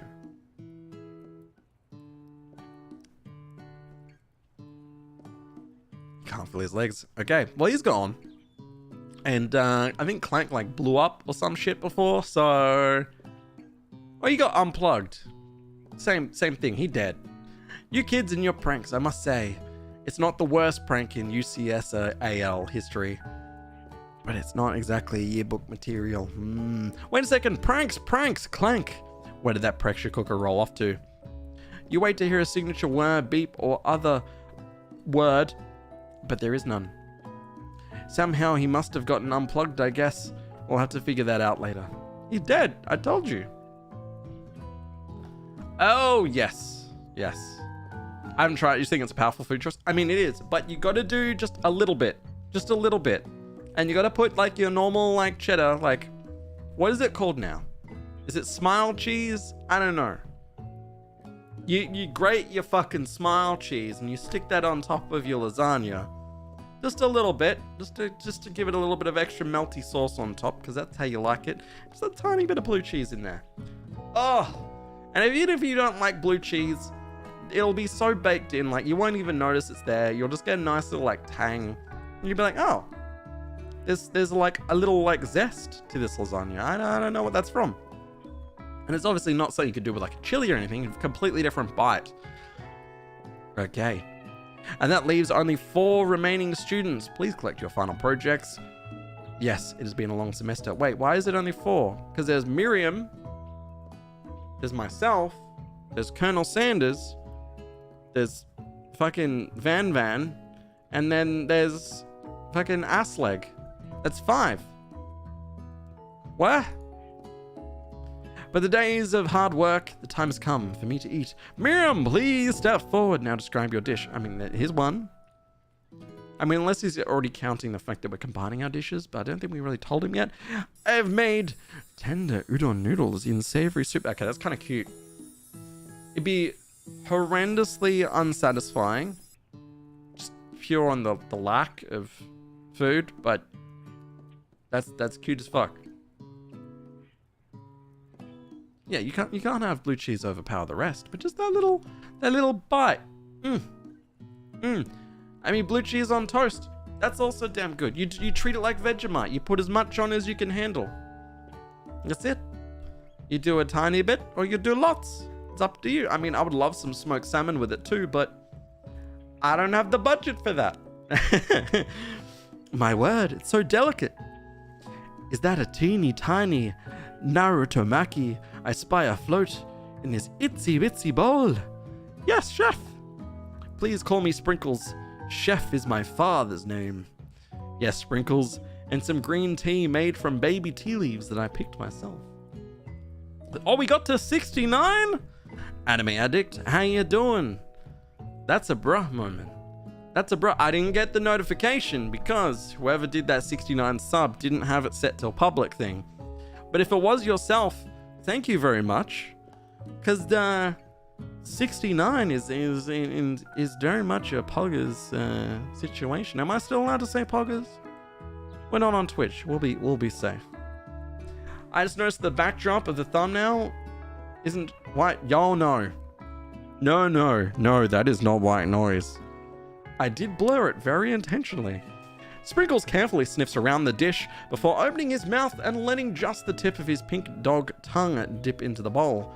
Sublime. Would anyone else like a taste? Oh, come on. I'm not one of those dogs who doesn't floss. I even have a really cute electric toothbrush for dogs. Fine. I'll enjoy it all by myself. I mean, it's like this fucking big. How are we gonna share that shit? 69 is pretty fucking cool. We just got to get to 100, and then we can have our own custom URL up there, and then that would be really sick. But alas, we'll wait another like fucking 5 years. And in a flash, the entire meal has been devoured. Not that it took much. It was less than a thimble's worth of soup. A+. Really, do I ever taste a dish with as much love poured into it as yours? Miriam is overjoyed. She gives you a huge hug. Thank you, Fru, for helping me to believe in myself. Van, you're up. I didn't do the voice thing. Fuck. I forgot. Now describe your dish. I made custom URL. Yeah, I don't have to have like youtube.com/channel/UXK956 something, whatever. You know, I can have /Frappuccino. That'll be a good day. I like it a lot. Uni over, I think that means urchin. Over smooth egg custard and axe-hewn urchin shell, topped with caviar. That looks kind of sick. I've never had urchin though. I know it's hit or miss for some people, so I don't know. I'm curious. Hey! Wait.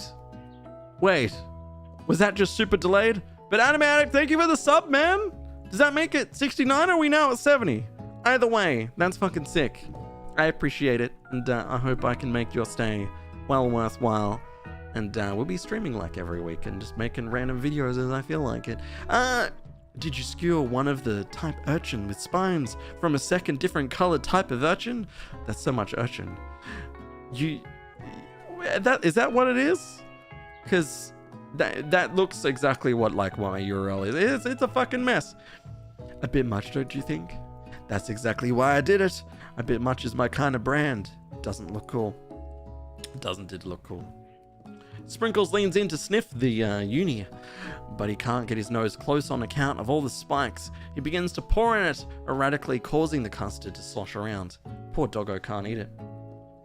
That's the start? Yeah, it's fucked, isn't it? It's a whole thing, you boy. It's just a mess. So when that goes away, I'll be happy days, and I'll be linking it all over the place because happiness. Please be gentle with my cuisine. Grr. Finally, Sprinkles goes all in, tongue first, but he can't get past all the needles. He reels back as his tongue is poked and prodded. Professor appears to be having an allergic reaction to the sting. Does this mean he's not going to be able to taste your other foods? That's not good. I can't eat this. Keepeth from poking my tongue. Disqualified. A stunning turn of events. Who would have thought that serving food in a bowl made of needles could make it difficult to eat? The needles are aimed down. They're this way and down. They're not up. You just go in from the top. Dejected. Van does not go gentle into the night. Disqualified for glamour. Don't discount sympathy. Jesus. This isn't the last you've heard of me. Before forcing us to endure the swollen tongue for another moment, Sprinkles graciously laps up a bowl of milk. I know. Yeah, I'm a dog and I drink milk. Get over it. But sometimes it helps calm my agitated tongue.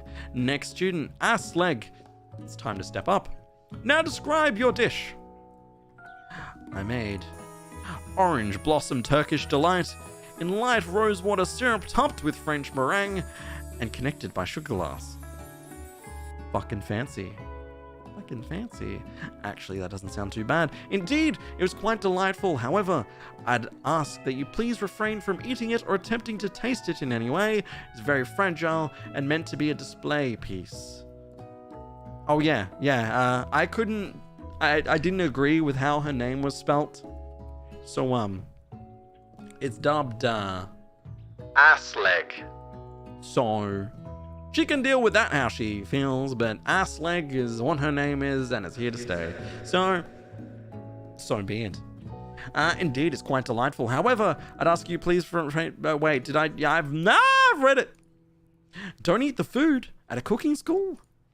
Got toast in your ears or something, Fru? I told you it's a display piece. Ishli. Well, yes. But ass leg is more my cup of tea. So,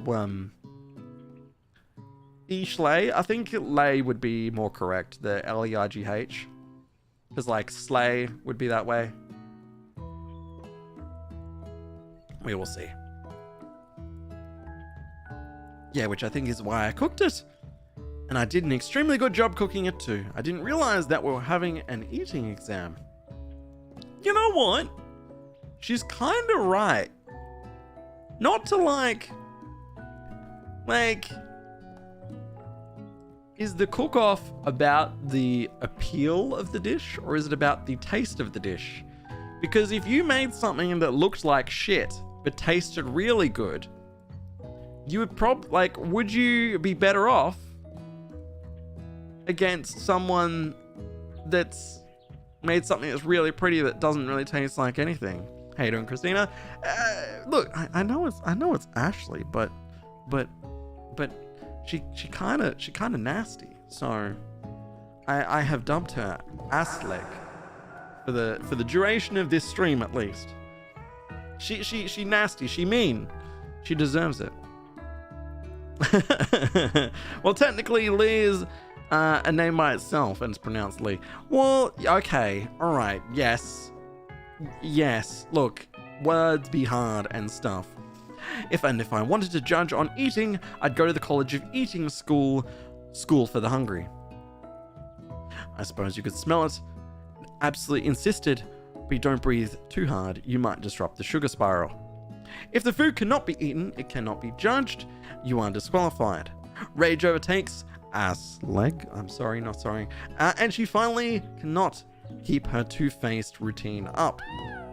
You wouldn't know high-end cuisine if it cooked you! And with that, Aslek storms off, rededicated herself to being the best, but this time without being shackled by trying to be fake nice and liked by everyone. See, she.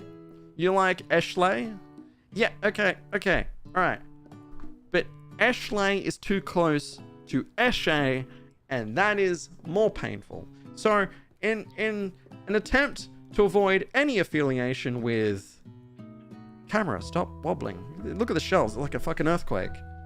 In an attempt to avoid anything to do with Eshes, which I saw my first one of the other day, by the way, and they do not disappoint. They live up to the name. Ashley. It's quite painful. Alright. This isn't the last you've heard of me either. If this class gets much smaller, I'll be teaching myself. You and Colonel Sanders are the... Sandals? Oops. You and Colonel Sanders, the final cooks, step up together. 2 chefs. What began as a bowl of delicious mac and cheese has become something else. He examines it closely, sniffing and eyeing the bowl. Uh-oh, I don't have a good feeling about this. From somewhere in the room, a literal drumroll plays. Just when I thought I've seen everything in this kitchen, you give me this thing. And completely blown me away. In my 49 dog years of life, I have never tasted anything so delicious and perfectly balanced. It's so delicious, in fact, that everyone passes the class. All 2 of us, I guess. You pass, and you pass. And you get a pass. Everyone gathers around and partakes in the mac and cheese bowl, and they all seem to transcend this reality into another dimension. You win. Does that mean I win? Also, I keep looking across the chat and I keep seeing that goddamn Ashley bar, and it hurts my soul, you boy. My goodness. Together, you and Colonel Sanders have made a new menu item. The new menu item is so impressive that even Van the Man and Aslek are drawn back in by its majestic fragrance. Was it majestic or magnetic? Well, both work. When they gaze upon your mac and cheese bowl, they admit that you are indeed an excellent chef. Sprinkles declares that you have passed. Everyone has passed. There were supposed to be more battles, but come on, how could that be better than this one? Now that the school year is complete and everyone has graduated, the students return for one last assignment to get their groove on. Wait for what? Don't worry, I won't send another chat message, so it just stays there. Oh. Well, you done goofed now, buddy. The cafeteria has been completely redecorated in order to serve as the sign of the school's graduation dance. We're gonna kiss Colonel Sanders? Compared to the massive high-tech cooking arena, the humble decor seems downright cute and cozy. Okay, DJ Dog is in the house. Whoa, whoa, whoa. Sprinkles getting down. You knew that Sprinkles was a master chef, but also a world-renowned turntablist? Who says they can't teach an old dog new tricks? Van the Man and Aslek tell everyone that they have been committed to themselves to righting the wrongs they did while they were the villains. For a moment, you actually believe them. Not another haunting. No ghosts allowed at the graduation. It's clearly written in the school's bylaws. I was never actually a ghost. It was all a trick to get you to finally notice me. Oh, amusing. I still don't know his name. Now that everyone is together and cut off.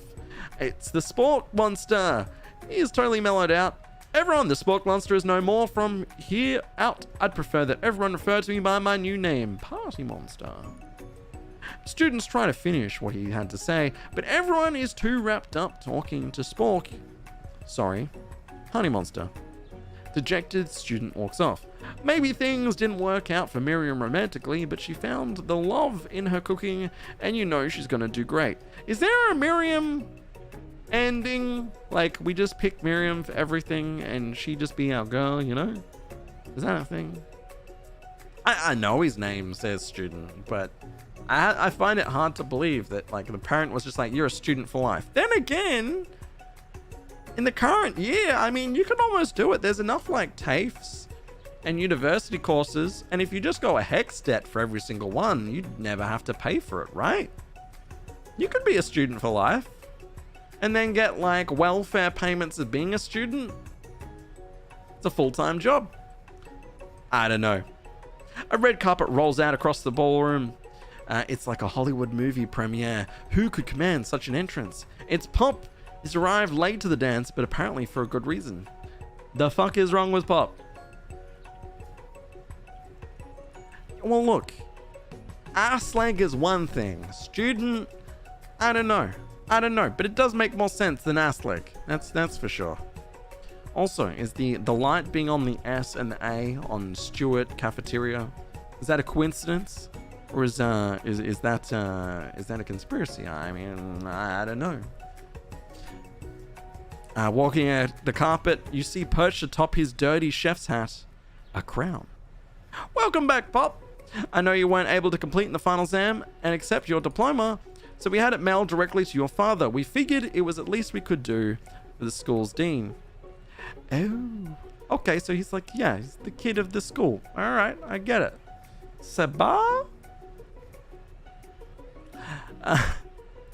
And we get a new wing of the school, not to mention the honor of educating the son of the chancellor of such and such.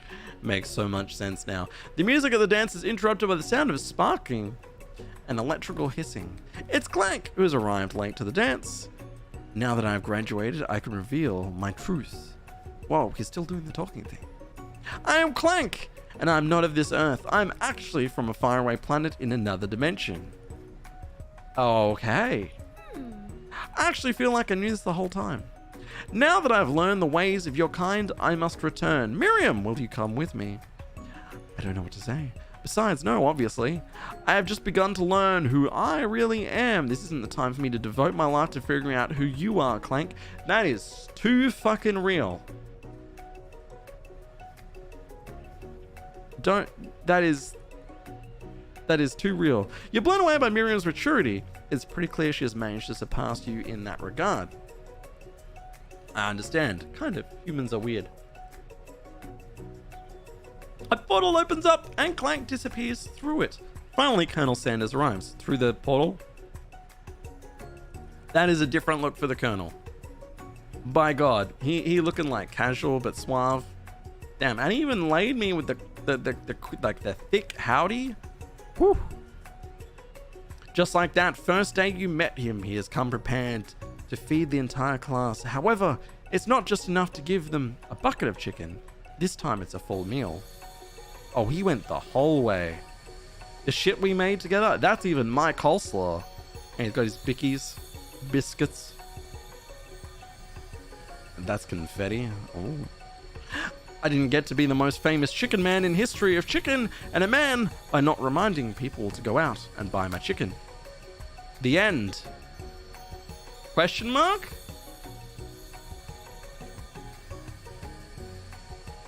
What's with the question? Oh. Okay. It's not a... I was feeling like, what? As everyone feasts on their delicious chicken dinner, Colonel Sanders finds you sitting at the edge of the dance floor. Ah, yes, this is a dating sim. Fru!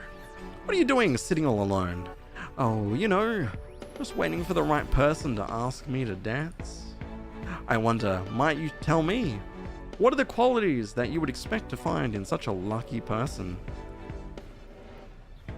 Off the top of my head, oh, I don't know. A spicy musk, a tidy goatee, and a degree from the University of Cooking School Academy of Learning. Just to name a few. It truly is my lucky day. Would you dance with me? Yes, I would love to. As you glide across the dance floor, hand in hand with Colonel Sanders, the future stretches out in front of you. And once my 100th franchise is up and running, I'll be ready to take a day off, and I'll be glad to spend it together with you. Damn, how sweet. We'll work together and play together. Colonel Sanders stops dead in his tracks. Work together? Well, I think this is something I'll just need to do by myself. But who will help you run restaurants? I don't believe I need help. Besides, based on your time at school here, do you really think that running restaurants is the best path forward? Could it be? You found a love connection, but failed to earn Colonel Sanders' respect as a chef. Can you live with only half of him? Will you be able to enjoy sharing with him the life of an entrepreneur? I love that button. That button, so good. I suppose I can roll at a pastry school. Oh, my dear Fru, I am sure that you'll find your place eventually. Along the way, you'll have me by your side. The end. It's not a question mark. It's an exclamation mark. So it's like, the end. That's it. We done. We finished the game. We got the anime opening again. Here we are. Let's watch it one last time. But thank you for everyone who came and hung out. A fun one. Weird. My throat is rough. So much that I had to go grab the whiskey and stop drinking my fruit cup cordial out of a wine glass. Been a bit fancy tonight. And we pushed through. Good for Colonel Sanders maintaining a healthy work-life balance. Hey, right? I mean, his last business partner got shot to death in a gunfight, so I don't know what's up with that. I joined back in time for the end. You sure did, twin. But that's okay, because we're on YouTube now, and that's all a VOD. So, in about 15 minutes time, the VOD should go live properly. If you can't wait till then, the link is in the Discord. You can click it from the YouTube channel, and it should take you straight to this. If you want to check a bit that you might have missed because you went and did the toilety things. But yeah, thank you everyone for coming, and a big thank you to Anime Addict, who I believe took us up to 69 subs, which is fucking awesome. How you doing, Johnny? You did join right at the end. It was a weird one. We had ass legs and you know, Van the Man, but it's fine. It's fine. So I'm gonna catch you all later, and we might play something next week. I'm thinking about it more and more. I'd really like to play Doom. I fucking hate those games, but it's something. Mummy Fru loves the 69. No comment. No comment. My answer is so, you know, you can decide for that. But yeah, I'm gonna head off now. We'll catch you next week. I would like to bring Democrats back on at some point, because we've learned how to make Ready or Not into a horror game, and it's really fucking funny. But I don't know if that's enough for a full stream, so we'll see. Good old ass leg. Exactly, twin. Anyway, good night all. I hope you're having a great one. I'll catch you soon. If you ever want to chat, I'm in the Discord. And bye-bye.